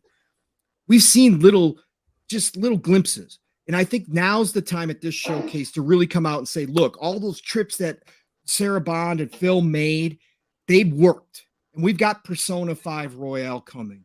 And we've got the remakes of 3 and 4 Golden coming along with that as well at some point to Xbox. They're not going to skip us. If they can, this is like the last time I think that we can really look at Final Fantasy VII Remake and say, look, if it's not showing here, the reality is it's probably not coming, right? This is the time. Square Enix has been, talking about the anniversary, that there's going to be more to say. If it's not Xbox on Xbox's stage, I think it's time to put it to bed, but I want to see it up there. Even though I'm not, again, I want the whole game, and I'm not going to have the argument about whether or not it is a game by itself. I want the full Final 7 remake. So come talk to me when all 3 are out. But for everybody else who's excited to play this, I want that on the stage for sure. Sega So what you're saying is you want to play Final Fantasy in the next life, but yes. That's if that's the case, then Asante, I'll wait until I'm reborn yet again, and I will come back and play the whole. Because that's not coming out till like 2050 something. I know. Sega's got a great relationship with Microsoft. We know that, and they had great success on Game Pass with the Yakuza series. Judgment and Lost Judgment are due. That'd be another great get. Nier Replicant. They had Square had great success with bringing Nier Automata to Game Pass. So Nier Replicant is due. That would solidify this rest of these 6 months here for the JRPG lovers, for those Eastern style lovers. If you could grab, 75% of those and make sure that those are coming out over the next 6 months, you got yourself a winning formula for Game Pass for a lot of people, not for everybody, but for a lot of people. And then, indies, we need updates on Exo Mecha. We need updates on all this stuff. We did get to see Bright Memory Infinite today with a new trailer, which looked absolutely amazing. Or if it was today. Looked absolutely amazing. They updated. He's still claiming that it's coming 2022 for consoles. So, hey, look, that's cool as well. But Exo Mecha's got to be updated. I want to see some new stuff from that. Then we've got the titles out there like Arc 2 that they announced that with Vin Diesel. Look, they said that's coming this year. I think Ark's been pretty active lately on social media. So if that's ready to rock and roll this year, it's not going to be for everybody. I understand that. But again, something they showed us previously, confirm it, give us a release date this year, start filling in that hole. You're not going to be able to fill in the Starfield hole. We get this. But you can start. And you got to do it by having a lot of games. So give us those games. So Arc 2 is another one out there. And then you got your third-party teams. You got your IOs. You got, your Avalanches, right? You've got Project Belfry sitting out there from Stoic Studios that we've heard about. Show us those third-party deals, these partnerships that you've created, potential future acquisition style partnerships. Show us those games. Give us hope for the future of what's coming down the pipeline, these little secrets that we've heard about, even if they are teasers. If you're giving us gameplay of all the other stuff, if you throw in a teaser, a CGI trailer here and there, cool. No problem. I don't think anybody's going to cry about that. Show us what you've got. You've got, what else? Project Pentiment. Obsidian's got to be big here. They got Avowed. We expect that Grounded 1.0 will either be at the main showcase or maybe they save that announcement for the second day. Either way, Obsidian's got a big presence here. This is Josh Sawyer's passion project, right? Pentiment. Not everybody's going to be excited. It's not a AAA big home run hitter, but this is from one of the most creative geniuses in this industry in Mr. Sawyer, and it's time that we see what he's been working on. It's supposed to be a detective Disco Elysium type game. Show us Pentiment, give us a 2022 release date, another filler in there. Show off Redfall, what you got right now. Give us a better idea of what that game's going to be. We've talked a lot about Redfall. There's been a lot of guesses. We've seen some leaks potentially from Redfall. We think it's going to be a looter shooter type Borderlands, but against vampire hunting in this world. Hey, if that's what it is, show us. If that's not what it is, show us that as well. But also show us what Arcane's doing to put a twist on this game, because Arcane always comes with a twist when it comes to mechanics. I want to see a hint at that little twist, or one or two or three twists that you've got in there, Arcane. Show us why Redfall is going to separate itself from the rest when it finally does launch in 2023. But I do want to see Redfall with a nice big presence, whether at the first, the main showcase, or a deep dive at the second showcase, however you want to do it. Just give us some Redfall. We need to get In Exile, Project Cobalt. It's time. In Exile, if anybody doesn't spend a lot of time on Twitter, you won't know this, but In Exile has been extremely active.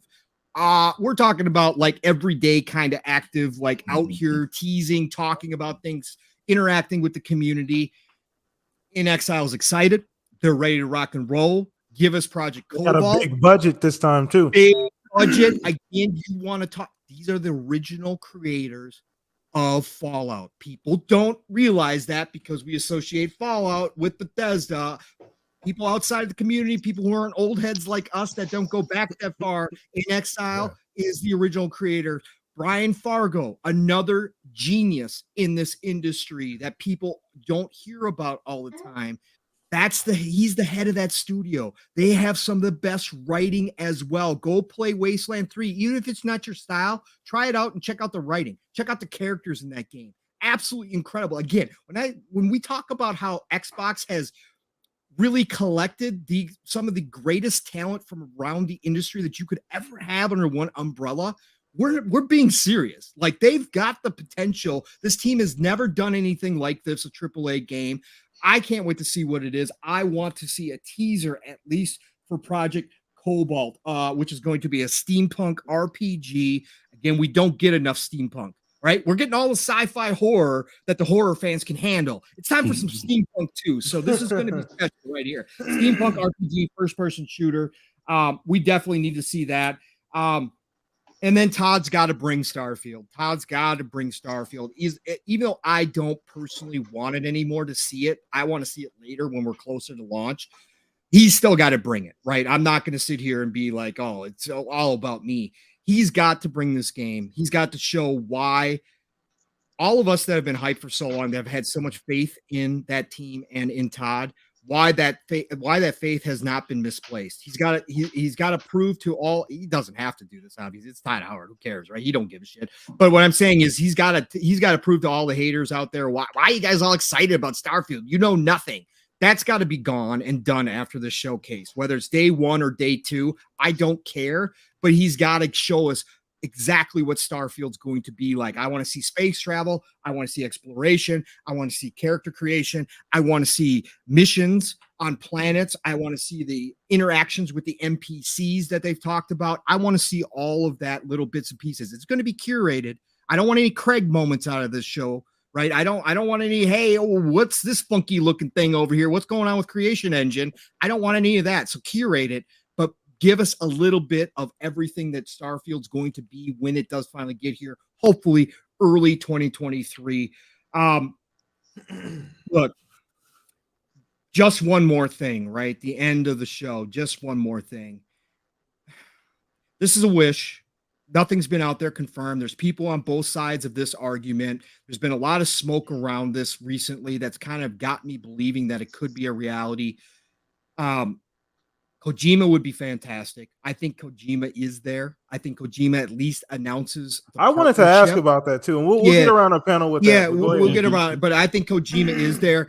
I thought he was going to be at the Keeleys. When he didn't show up at the Keeleys, we know he's in LA right now. We got the leak of his new game, one of his new games, Overdose, recently. Even if it's not Overdose, maybe Overdose is something else. Again, Kojima's not working on a single game anymore, folks. He's built out his studio. He's working on multiple projects at the same time. Again, I've been saying this, Father Time is on his shoulder, and he knows that. He's only got so much more in this industry before he's going to hang up the shoes and call it a day. And he wants to get all these ideas out. So whether it's Overdose, whether it's a whole separate project, he's in LA. He wasn't at the Keeleys. We know that for a fact. They sent out kits to a lot of press with a lot of NDAs out there. A lot of those press were very unhappy that somebody leaked it because they couldn't. But we know that for a fact that that's out there right now. So Kojima does show up. He'd be a great way to end it. Don't get me wrong. But I think you got to go in-house with the one more thing like they did last year with Redfall. But I think this has got to be the ace. And I think Machine Games hasn't been just working on Indiana Jones. I think they complete the Wolfenstein trilogy. Thank you, Paul. Yeah, I think it's that's just the one more thing. Yeah, because it's going to launch this fall. It's going to be ready this year. I think they've been working on it the whole time, and I think Wolfenstein is the one ace that makes it out of the first party. Again, there's a little wish and hope here. Don't get me wrong. There's nothing that says that this is going to happen, but I do believe this, and I believe that Wolfenstein 3 could be ready for this year, and that's the one more thing, by the way. Machine Games is ready to show you Wolfenstein 3, complete this trilogy. They technically mentioned Wolfenstein the last showcase they did. Yeah, it's been out there that again, if you go back far enough, you can read hints from that this was being done. Like they wouldn't radio silent. Literally say it in the last showcase. He said it. Like we're still working on that. Like he said that last time. And that's my thing. This whole thing that the whole team's on Indiana Jones. No, that's ridiculous. No, I don't think that's true. And we don't know the scope of Indiana Jones. I still think Indiana Jones could be smaller games that are fed to us on a regular basis as a games as a service where we travel throughout the world in different adventures. I still don't think Indiana Jones has to be this huge thing, but I think it is important for this team to complete Wolfenstein, especially after the Youngblood thing that a lot of people just did not like. I think Machine Games wants to end it properly, and this is the time to do it. And I think they've been working on this. So that's just one more thing to end. And besides, show. Pong, we've heard multiple times that all these studios tend to have multiple teams. Most of them, majority of them. So why would Machine Games have only one team that just makes one game? Like why would they be any different? And then my one hope, my one dream here that I haven't mentioned throughout all this list that Phil gave me here. And again, I gave it as my own thoughts, but it's coming from Phil, right? So, but my one hope here is that, that Bethesda, there was a little smoke. There was a tiny whisper last year about them. And I've talked about this many times. Anybody who listens to the show is going to know what I'm going to say, but there was a tiny whisper last year that Bethesda was creating a whole separate team, a new studio, to simply do remakes of some of their old games. And some of their classics. And because we've already got people out here going, God, it's going to be like 9 years, 10 years before I get the next Fallout by the way that they've got it lined up, right? Well, you can go ahead and you can alleviate some of that. Yes, you could have somebody else come help you, like an Obsidian, like an In Exile. We've heard that smoke, and they could help out, and they could make a new Vegas, or maybe go back and remake the original Fallouts, like we've heard from In Exile recently. But I think that I would love for them to come out and admit that they have this team, that they got this little studio within the studios that's going back, and they're going to give us Morrowind remake to alleviate the time between Starfield launch and Elder Scrolls 6. We'd have basically a brand new Elder Scrolls, because most people don't even remember playing Morrowind at this point. And you would have Morrowind sitting there, and then they're going to start work on Fallout 3 right after that and remake Fallout 3 to give us that time between Elder Scrolls 6 and the next Fallout. I think it'd be perfect. It's going to be a money maker. It makes all the sense in the world. We see how big remakes are when they're done well. We saw Mass Effect just blow up. I mean, this is the perfect time for Bethesda to do this underneath the Microsoft umbrella. So that's my one wish. I hope they come out and say that they're doing these. I'd love to see it. So there's the show, folks. There's the show. So you've already been pre-spoiled, so no need to watch it tomorrow, folks. But, no, Absolutely. so it gets straight from Phil's, right off his desk, straight to Pong. Promise. No lies here, people. No lies here. But no, there's so much to cover. There's so much, and we haven't even gotten to the extended event. I definitely want to touch on that, because that is very, very important. They have a separate 90-minute event now. The details of that event, we haven't gotten much. We don't know if it's just only going to be an extension of what we've already seen at the regular show come tomorrow, or they're going to pepper other things in, new announcements, stuff that didn't make the first show. So I just kind of want to get everybody's temperature, see where you guys are leaning. This is very unique. This is the first time Xbox has done this. Mind you, another whole 90 minutes worth of content. So we'll start with you on this one, Mav, because I definitely want to get to this because it's super important, and it definitely changed like my perspective on like what we'll see and how much we'll see. So where are you at on this extended event? Are you of the mind that this is going to be like just truly an extension of the original event, or are they going to pepper in some stuff that maybe didn't make that first show? I think it'll be like last year's second show where Paris Lily hosted, right? But better and bigger. I think they'll have more to show there, more stuff that maybe had to get pushed back out of this show, out of the main show. And without announcing like, hey, this is hosted by like somebody like Paris again, as well as saying that there's new stuff here. I think that whereas last year with the second show, they were setting our expectations like, hey, this is only going to be this. Now I think it's going to be that plus some, right? Okay. So I think we're going to get the in-depth looks at some of these games, like the ongoing games like Halo Infinite. I think we're going to get something like, hey, season 3 potential stuff. I think we'll get Sea of Thieves type stuff there. I think we'll get Forza Horizon 5 look at some of that DLC, maybe more of a look at some of these other games where we've gotten trailers for stuff that's coming out sooner. Maybe Age of Empires 4 console edition gets put there as well. There's a lot of things where it's like, okay, these are like, oh, do we want to take the time for this at the main show when we're trying to reveal new things?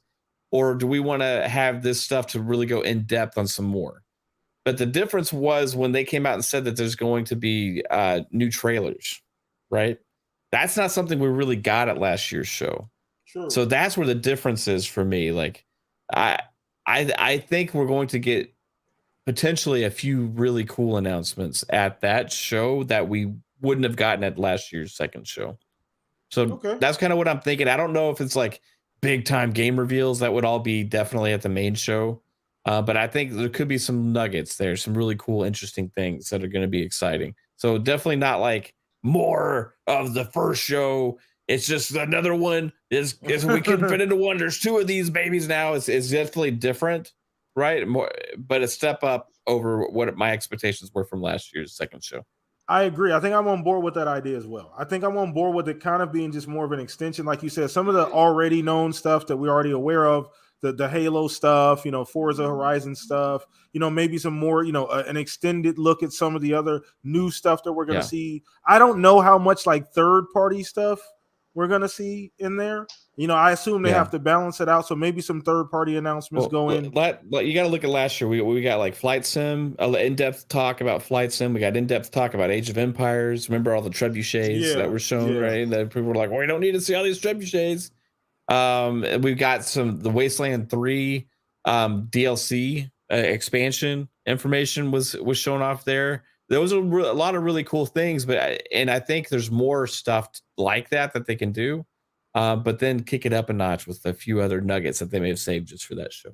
All right. Well, so on UK Asante, just where you at with this second show? It's very, very specific. Like it threw me off completely when they announced that they were having it, because I'm like, wait a minute, like what does this exactly mean? So I know as soon as we saw the tweet, I know all of us started wondering how much shit do they have to show. That was my first immediate thought, was like, well, how much do they have to show to where they need this second event? Now they have not come out yet and still like directly elaborated on like the specifics of this second show. Yep. They also didn't real quick though. They also didn't dampen our expectations for that either. I'm just saying that is true. That is they did that last year. True. Absolutely true.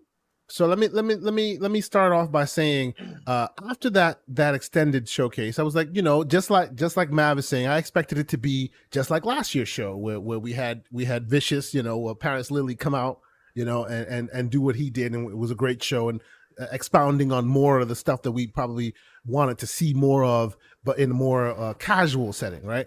But then, like a little while after that, what's her name? Kelly Lombardi, and I found her tweet. And she literally said, did you know the extended show on June 14th will have all new, in capital letters, content, new trailers, deeper looks at news from the Xbox Bethesda show, and interviews with game creators. Now, you can parse that any way you want, but I feel like she said new. Yes, she said that to level set people, because most people thought that, hey, it'd be just more of exactly like what happened last year, which was, hey, we showed you a little bit of snippet, because we had to keep the show moving. But then during the extended, we brought the dev in and we sat him down and they showed us all this intricate detail on Forza Horizon 5, which we loved, right? That's what I thought it was. But her saying this tells me there will be overlap, but there'll also be, in capital letters, new content, as she is saying. What that new content will be? So here's my second part of this thing with my extended show, with extended. We will hear about the Game Pass family plan, because damn it, Phil said this to us years ago. That's music to Fuzz's ears. I was lucky. I won this Fan Fest thing. I got to speak with Aaron Greenberg and Pete Hines. This was like almost a year ago. They said, oh yeah, it's done. Family plan, it's coming. They said this then, way back when. And we still haven't seen it yet. Here's where they announced this. Now, I have two more. And these two kind of make sense, but no one has spoken about them. Anytime Xbox does these big blowout shows, look it up. Look at the past shows. The real show, the main show, is just concise. And then they usually tend to do like periphery shows around it. So during E3 week, you'll see them come out and do like live streams for 2-3 days. And, they'll bring the people on for this and that and the other. And although they don't have that here, I think some of that will be in the extended show. And what do I mean by that? I mean, when they first created the headset, the Xbox official headset, they said after it had been received by the consumer base, they would think about doing an elite version. Ooh. That's what they said. They said, that's a story for another day. I say elite headset. I say elite controller 3. I say family plan. I say you bring out the best beard in the business and he sits down and says, see, we have fixed the capture system. Ooh. That's where those will go. I love that. I'd love that. I so wish that they would do that, man. But remember, it's been on, we've been speaking on it. I literally like super chatted when Jason Ronald was on ILP, and they specifically asked him, and he said, "Oh, it's our top priority for 2022." if this show comes and goes with no verbiage, no nothing, that'd be surprising. I think at least some lip service will be paid to all those other peripheral things that you won't see on the main show. You know, in addition to, like you're saying, you know, you'll get extended views, you'll get other things. Well, if there are like operating system updates, UI changes, any of that interesting stuff that's not necessarily games, extended show. That's why I expect. That's why she said new content. She didn't say new games, didn't say new trailers, just says new content, meaning it could be Xbox adjacent. It could be, hey, here's this thing that's been a pain in your butt for so long. We finally fixed it. Look at how it'll look. Hey, even though I and the next one I'm about to say, I'm just wishful thinking because I've been part of the Xbox beta insider program for many years. So before they show stuff off, they usually kind of dribs and drabs show us a little bit. I haven't seen anything at all of that nature, but it's time for a UI update, Microsoft. It is time. I love the UI. It took many years to get there because, man, we suffered through a lot of UI experiments during those times. They finally got it right, but as right as they've gotten it from a performance perspective, it's starting to look a little long in the tooth. It's like buying a new car and getting the same dashboard all the time. Nobody wants that, right? I bet you there will be conversation of not necessarily reinventing the wheel because it took them a long time to get this wheel right. But I think they'll do some more additional tweaking, some more, visual tweaking. So although the back end will still be the same, so your performance gains are there, it will look better, or it'll have a different look to it. Because people did give them that righteous smoke that, hey, we love the new Series X, but as soon as you turn it on, it looks like an Xbox One, and that kind of, deflated things. All that stuff. I honestly think that's where you'll start hearing these kind of conversations happen. Yeah. And I am super excited for that because that's the stuff we deal with on a daily basis. Games are great, and we'll keep getting games, and I want games, but I want that damn DVR fixed. I want a family plan. Please. You know what I'm saying? Yes. I sign up for that. No, I'm 100%. I 100% agree with you. I love all of those announcements, and I think that there is some truth to the fact that is absolutely the best place to put those announcements. Might as well during that show, and what you revealing that tweet about her specifically saying new content, that does kind of lead me to believe that there could be other things. Just real quick, I will put in the nugget. This is not me just prognosticating out of nowhere. Basically, the team leads that manage those things, the headsets and the extra controllers and this and that, they make appearances on Major Nelson's show from time to time, and they've all made the rounds on Major Nelson's show as of maybe 6 months ago. And every time they come and they show their new tools, Major Nelson goes, "We'll probably see you very soon in the near future," and then he moves. He's done that 3 times. He's like wink, nudge, nudge in the most like obvious way. He's done that very recently. So that tells me, hey, they're gonna announce some new stuff. If that DVR gets an overhaul, that'll make my entire weekend. I don't even need to see anything else. Refuse to buy a capture card because I expect this device to work. Now, of course, once it works, I probably will buy a capture card because I want something better. But still, I refuse to buy one until they fix this thing. Oh man!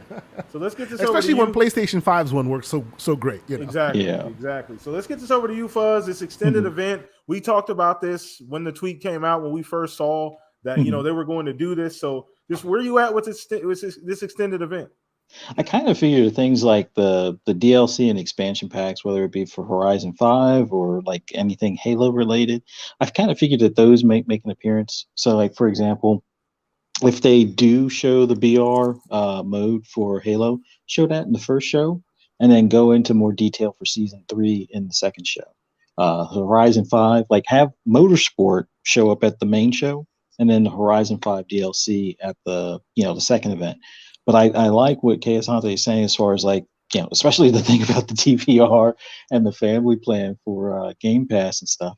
But I can totally see a lot of the stuff that isn't game related specifically making an appearance there. But I think it's going to be a mix of kind of like all of the above, a little bit of like new content in regards to whether it be new trailers of stuff that they didn't show at the main show, but it was from like last year's show. So maybe some sort of update for, like I said, K3, if that one's a little bit further out. Same thing with like maybe Perfect Dark.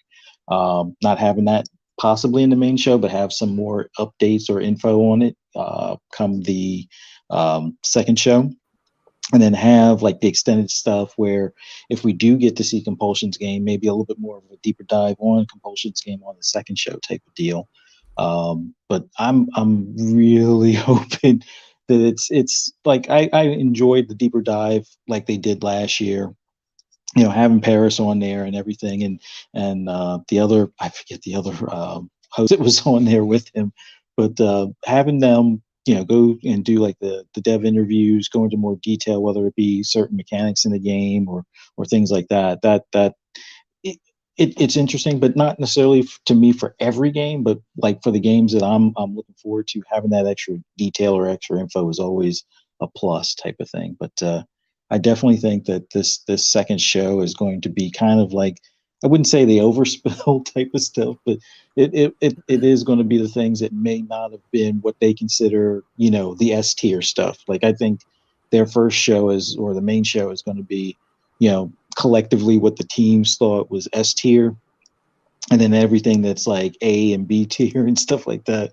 Not to knock any of the interviews or anything like that in any way, shape, or form, but it's like the stuff that may not knock you out of your seat or knock the collective fan base out of their seat, but the stuff that, you know, people are going to want to perk up and listen to and check out or get more details on, or maybe even things like some of the third party deals like shadow drops and such. I think we may see some of that stuff there too.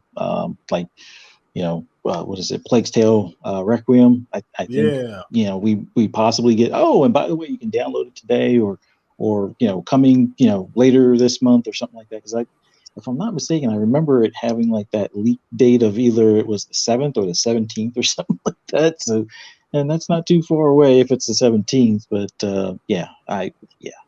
I'm looking forward to a mix of things, but mainly, you know, some of the deeper dives on some of the stuff that, you know, kind of surprises us in the first show and see, hey, here's more of the mechanics of the game, or here's more of what you can expect from the game, you know, and have some of the devs give like a little bit of the background or info on it and stuff like that. So, but that's all I got. All right. Well, we're gonna wrap this up with Pong. Take us home, Pong. Where you at on this second extended event, man? So, what was your first thought, and then secondly, what are your expectations of this event? Well, look, normally I agree with Kay Asante, but again, I hate to disparage our guests, but all that stuff you said, Kay Asante, outside of games is Xbox Wire stuff. Okay, that is not a showcase secondary event. I want to see more games. I want to see deep dives on the games that we got in the first showcase. I want more Game Pass announcements. I want more fun trailers. I don't want any of that stuff. Release that in the Xbox Wire blog post, please. Please, please, please do not take up my show with talking about how we fix the HDR. As much as I want that as well, that is not worthy of a showcase to be a part of this weekend, in my opinion. So, okay, no, obviously. Understandable. Again, Understandable. No, I'm selfish. I'm selfish. My only reason for saying that is because in the past they've done exactly that. That's my point. Like in the past, they've done exactly that. That's what makes me think. And like you're absolutely right with the Xbox Wire stuff. But since we've been bitching at them for so long, specifically about the DVR thing, that's going to be on a stage. That's going to be probably what's his name, Major Nelson, talking about it, because people have been bitching at him about that for far too long. I honestly think you will get. That's a big announcement. That's a big deal, dude. That's a really big deal.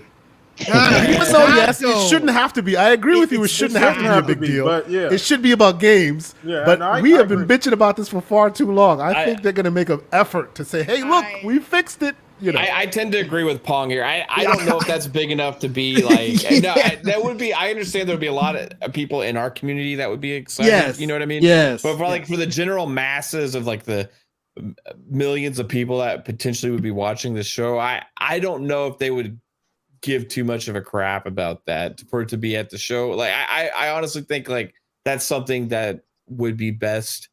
Maybe they do though. I mean, I don't know, but maybe I think it would be best if it was not part of that On because some like random want Tuesday. I mean, we're probably going to get some other announcements that may not 100% have to do with games, but I want it like 90% games. Here's what I'll say. Here to back up my point, Kay Asante. Look what they did with the TV app, the Samsung deal. They announced that prior to the Keeleys and all. They got all that stuff out of the way. That would be a more appropriate at the second showing to come out and say, hey, you guys are gonna be able to access Game Pass through TVs now on this app. That's something I would more expect on the stage. If they're going to release that information first outside of the showcase, I don't think that they're going to go into the HDR. I gotta be totally wrong. The DVR and you know what? And you're absolutely right on that. My talk about that is more about like the family plan. It's more about like the next headsets, because that's where that's shown. And I expect that if that the DVR conversation happens, it'll be within that block of conversation. Hey, here's a new headset. Remember they've done that where they brought out the guy who does the headsets and they showed you 4 or 5 different new headsets coming out. Here's a new this. I suspect that's where those conversations may be had, but I take your point. Yeah, I'm tired of seeing new controllers. I'm tired of seeing all that stuff. Like I want the games. They love their controllers, man. I know, and they sell a ton of them. And look, it's all good and well, but I want to see games, more games, Game Pass. I want to hear. They'll come at you with Design Lab, Elite controllers. Right. Hit you with that. I'm for it. So no, what I'm expecting out of the show is I'm expecting that, and what I would like to see out of the show is look, whatever time you were going to allow Starfield on the main stage with Todd doing his normal blowout because it's launching in November when the 11/11/22 date was still on, whatever time that was going to be, and I expect that was going to be extended time because Todd loves those big presentations. Those types of things give me 3 to 5 minutes, a solid gameplay, and then move all the rest of it over to the secondary show and give me the rest there. That's what I want to see. And then I want to see new trailers from maybe some of the stuff that was teased or the sizzle reel that we always get, whether it's indies, whether it's Game Pass sizzle reel, whatever the case may be, where they fly through those games. Then give me those trailers. Then give me to sit down with a couple of the devs to explain things.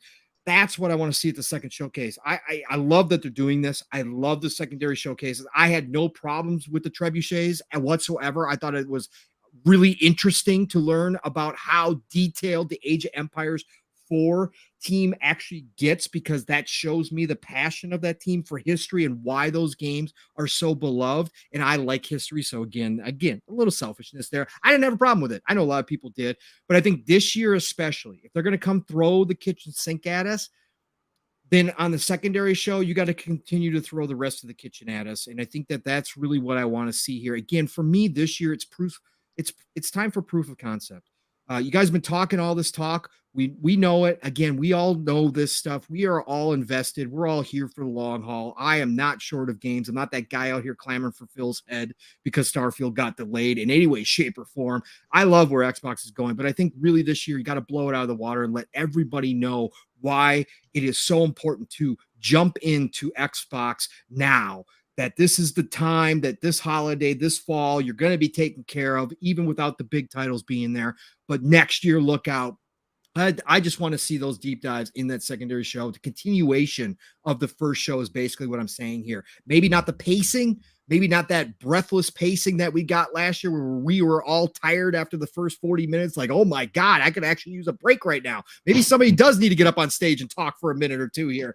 I want to see that again and then carry it over to the second show, but just continue with the games and more games and more games and more games. This is what we're doing, folks. It's Game Pass, it's games.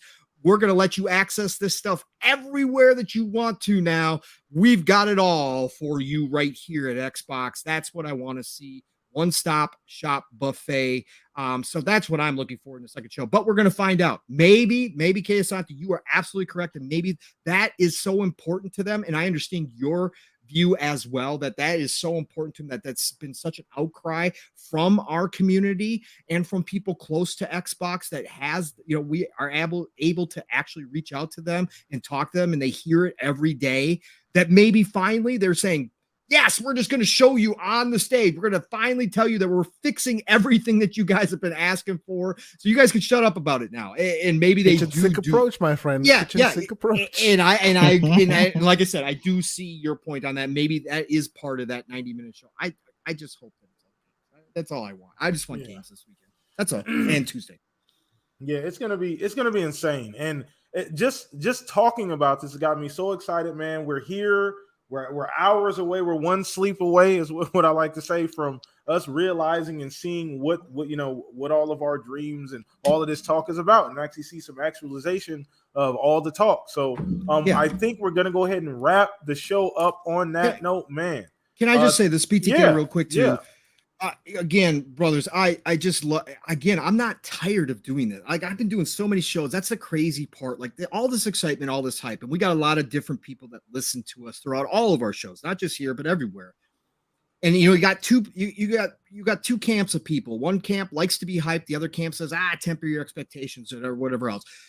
Anybody who's listening to all this stuff, and you can think that we're all crazy and that we're out of our minds, that this isn't a reality. No matter what show I've listened to, no matter how hyped somebody is, well, okay, outside of my brother from another steel who has gone off the rails saying that they're going to buy Batman IP and they're going to have a partnership with Nintendo, and he had me spitting out my drink on a show floor when he said that. It was hilarious. Okay, so outside of Steel, shout out to him if he's listening right now, brother. Love you.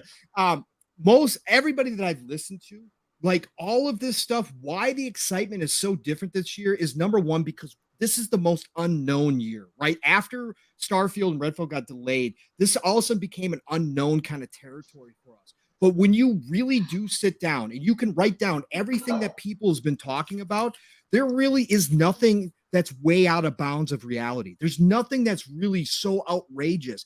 This is a fact now of Xbox. Like, this is different for us on the Xbox side of things. When you're invested in the Xbox ecosystem and you're thinking about Xbox, we went from having 4 or 5 studios in 2017 to 2018 to 23 studios. And that's without Activision Blizzard coming in, which pushes it about 35. All this stuff we've been talking about, when you write it down, this is all stuff that we do kind of know is a reality that's actually there. This is the content avalanche that we've all been talking about for a long time. Now, whether or not we get it all on Sunday, or whether or not they hold some of it back for other shows that we do have this year, doesn't matter. There's been nobody that's been crazy, but that's where this excitement comes from. That's where this hype comes from, because finally, after all this investment, after all this talking, after all this time, we are on the precipice of what Xbox's true vision actually was when they started making all these acquisitions, when they started investing in xCloud and Game Pass and all these things. They're finally all starting to come together finally. Now, we've had some bumps with the pandemic, with the chip shortages, all that kind of stuff unexpected, things they could never control.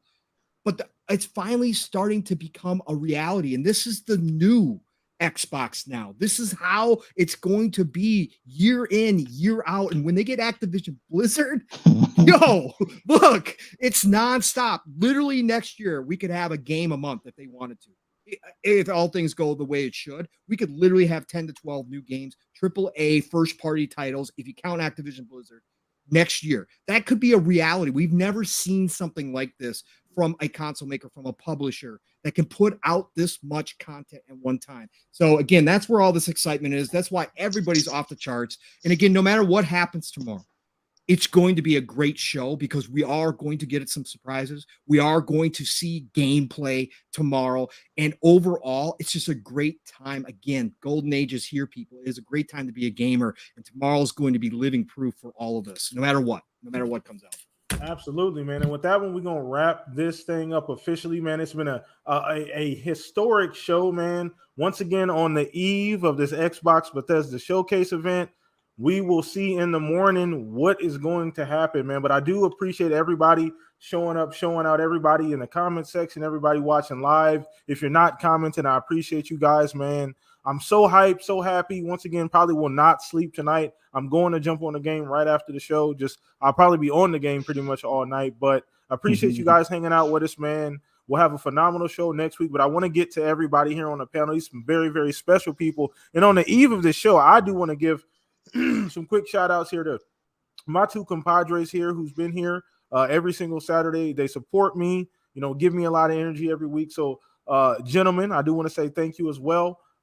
Specifically, Pong and Fuzz, man, you guys are my brothers, and I appreciate you so much. But we're going to go ahead and roll out of here with our guests, man. We'll start with you guys. And Mav, my other brother, I appreciate you, man. Coming in last minute, had to shoot you the bat signal, bro. You came through, always adding to the show, man. But we're here, bro. So I appreciate you hanging out, and let everybody know where they can find you. Heck yeah, man. It's a fun show. Oh, then you can find me watching the hell out of that Xbox Bethesda show tomorrow. That's one place you can find me. Live, right? You guys are live streaming that? Yeah, we'll be live streaming over on Fun Speculation on YouTube. We're going live at 12 p.m. Eastern time, so about an hour before the show. And we're going to get hype before the show. And if you haven't watched one of our co-streams, or if you didn't watch our co-stream last year when we were watching the Xbox Bethesda, we can get a little crazy with this stuff. I mean, if you want to see some people that are like unreasonably hyped for things, come check us out, because it's going to be insane. We're going to have a lot of fun. This is going to be like, it's like our Christmas, but like we're adults and act like 5-year-olds, and so it comes across a little differently. I think it's going to be insane. Come check it out tomorrow. Other than that, got all of our regular shows. We do Mondays FSP, Wednesdays Fun Pop, Thursdays PM in the PM with none other than Pong Soul right here. Fridays is Xbox Ultimate Podcast. We just had episode number 92 last night. It was a blast. And then just game streams and more, man. So Twitter, follow at Fun Speculation. You can find out whenever we're going live and any of my ignorant thoughts on the internet. Appreciate you guys. Thanks, BTK. Not a problem at all, brother. Once again, please go check out the live stream tomorrow, man. Mav does a great show, puts on a phenomenal show over there, man. Shout out to you and everybody at FSP, man. Always have a lot of them here on the panel anyway, or just coming through anyway, man. It's like all one big family, really. So shout out to you, Caitlin, everybody over there at FSP, man. Always welcome here, man. And I will probably be tuning in, so I'll definitely be hanging out with you guys for sure. And Mr. K. Welcome to join us, PTK. I'm just throwing it out there. If you want to hang out with us, man. You may want to watch, like, some people want to watch, like, lock themselves in a room, like, secluded, like, with no noise. You know what I mean? Like, it's just me and the TV. But if you want to join us, bro. Hey, that tends to be me. The first time I see a real show, I don't want to be disturbed. Yeah, I was that way last year, man. We just sat around and watched it like just regular fans last year. So it was really cool too. So Mr. K. Asante, though, hanging out with us, man, always coming through, showing love. I had to get you on for this show, man. There was no other way to do this, man. So I appreciate you for coming through. Thank you. Last minute, you made it, but let everybody know where they can find you, G. Oh yeah, and once again, I will shout out all the esteemed panel members, because of I had to go to this event and all of this. I haven't been like on and podcasting as much as others have, but I have been just sitting back, just enjoying such great content. Pong, I don't know how the hell you can podcast for 9 straight hours and still go for more. It's been great. I love all the stuff that Mav, you guys have been doing. I've really dug the content as of late, specifically with heading into this event. You guys have been keeping like the community like really, really entertained. It's so awesome. And I appreciate that you guys are still providing that service. Tomorrow's going to be awesome as well. So I will definitely be tuning in. I did because I couldn't be doing the show today. Myself and Mr. Everborn Saga did a crazy episode of the Gaming Circle podcast. Actually, episode 50 yesterday on Friday. We just kind of, hey, 20 minutes to go, let's do it, and we just did that. And oddly enough, a bunch of folks jumped in, and we had a great crazy show with the one and only Slow Mo Backslap, who decided to jump in there. So it was a really great show. If you haven't seen it, you should go check it out. It was on. We basically did it live out of nowhere on Friday night, and it's there now. But you can find me TKO Asante on Twitter, Xbox, PlayStation, everywhere you want to find me. And in the next couple of days, you'll find me on all various shows. I'll be on Box and Burger Show. I think I'll be on Boom Show a couple times. I think also will be tomorrow morning on the Wandering Dutch channel as well, giving some final predictions before the show starts. So yeah, we're just, you know, it's a great community. Every time these events happen, it just reinvigorates it reinvigorates you as a content creator like me. And just before I was a content creator, I just used to listen to this stuff. So all of this is just, it's Christmas for me, as everyone has already said. I'm absolutely loving this time of year. So I appreciate all y'all for having me on. Fuzzy, I am seriously jealous, sir. You are going to have to share some details when you are back. Definitely. and yes, I'm honored to be among you folks, and I'm sure we'll all chat again soon. So thank you guys so much for having me on. Awesome, man. Once again, you guys in chat know what to do. These two awesome gentlemen, Mav and K Asante, have been on the podcast before, but go follow them. All the information is down in the description below. Go show some love. You know what we do here at the Shop Podcast, man. And let me throw this over to my two other co-hosts, man. Appreciate you, Fuzz, as well as Pong. But we'll start with you, Fuzz, on location. You know, you ready to go. You locked in. You right across the street. You about 100 yards from that thing. Yeah. That front door, man. It's going to be awesome. But let everybody know, you know, what you got cooking up. Well, for one, definitely want to thank Mav and K Asante for being on tonight. It was awesome having you guys on here and having your input on the shows for tomorrow as far as the predictions. I'm hoping we see a lot of everything that we talked about. This the hype level, it's up there, but man, I've got a feeling we got a lot of the stuff that we talked about tonight, right? So we'll definitely see tomorrow. But man, I just enjoy being here, and it's just one of those things right now. Like it's hard to kind of put into words, being so close to seeing the event and everything tomorrow. But I have to thank you guys for just being supportive and being here for me and letting me be a part of this, and I just greatly appreciate all of it. And for anybody that's interested in my ramblings or seeing some of the pics I'm gonna try to take between tonight and tomorrow, just follow me on Twitter at @fuzzy_Belvedere, or you can always find me on either YouTube, PSN, or Xbox Live. Actually, Xbox Live is Fuzzy Space Belvedere. Everything else is going to be Fuzzy_Belvedere. But man, yeah, the Christmas Eve, that's about the tamest comparison that I can give for how I feel right now. But man, it was just awesome being on here with all of you guys tonight. Thank you so much for everybody in the chat that came out tonight as well. Awesome. Once again, Fuzz, appreciate you hanging out with us, man. Live on location. Got the good Wi-Fi at the hotel, so you got great accommodations over there, man. But appreciate you hanging out with us, man. We're gonna break down. I'm sure you're gonna take a bunch of pictures, and we'll see that all over Twitter. So I can't wait to see that as well, man. So appreciate you. You be safe as well. Everybody at the event, please be safe. Have a lot of fun, man. But last but not least, Mr. Pong Soul, we're here, brother. We're here, man. We've been talking about this. We're here, Pong. So let everybody know where they can find you, brother. Crazy how fast this came. It feels like yesterday we were like, oh man, June's got to get here. We got to start having some news. We got to start talking about it. And here we are on the eve of one of the best shows going still. Again, I wish Sony and Nintendo was the old days. I wish we had them back to back to back. I wish I had to take off 3 days to celebrate, but we don't have that anymore. So we've got to just focus on what's in front of us. And for all of us in the Xbox community, obviously, especially tomorrow is the Super Bowl. It is Christmas Day for all of us, but I just can't believe we're here. And again, just spending time with all of you and all the podcasts I've been on and all the great people that have joined, that I've had the honor and pleasure of podcasting with, when I never thought a couple of years ago that I'd be doing this. I'd be sitting here talking with all these people and these just great human beings who have such a passion and a love for all of the industry, but especially this time of the year, man. God, it just warms the heart, man. Getting old, I'm getting sappy. It is what it is. Love you all. It's just been a great time tonight. K Asante, always a pleasure, brother. Love your thoughts. You know this. I tell you, I give you your flowers every time you are on, because I just absolutely love podcasting with you. And so great to have you here on this eve of what is a big day for us tomorrow. Going to be a fun day. And of course, my brother from another, Mav. Spend more time with you than I do the wife, man. What else can I say? We you guys are my second family. And I wouldn't have it any other way, Mav. It's great to be on another show with you and to continue to talk about this stuff. And of course, PTK and Fuzzy, appreciate both of you and every opportunity that you guys have given me to be on the Shop Podcast every Saturday. Man, this is fantastic. And shout out to Fuzzy coming through even from LA. Man. That is dedication, brother. That is dedication. Yeah, So man. Special shout out to you, man.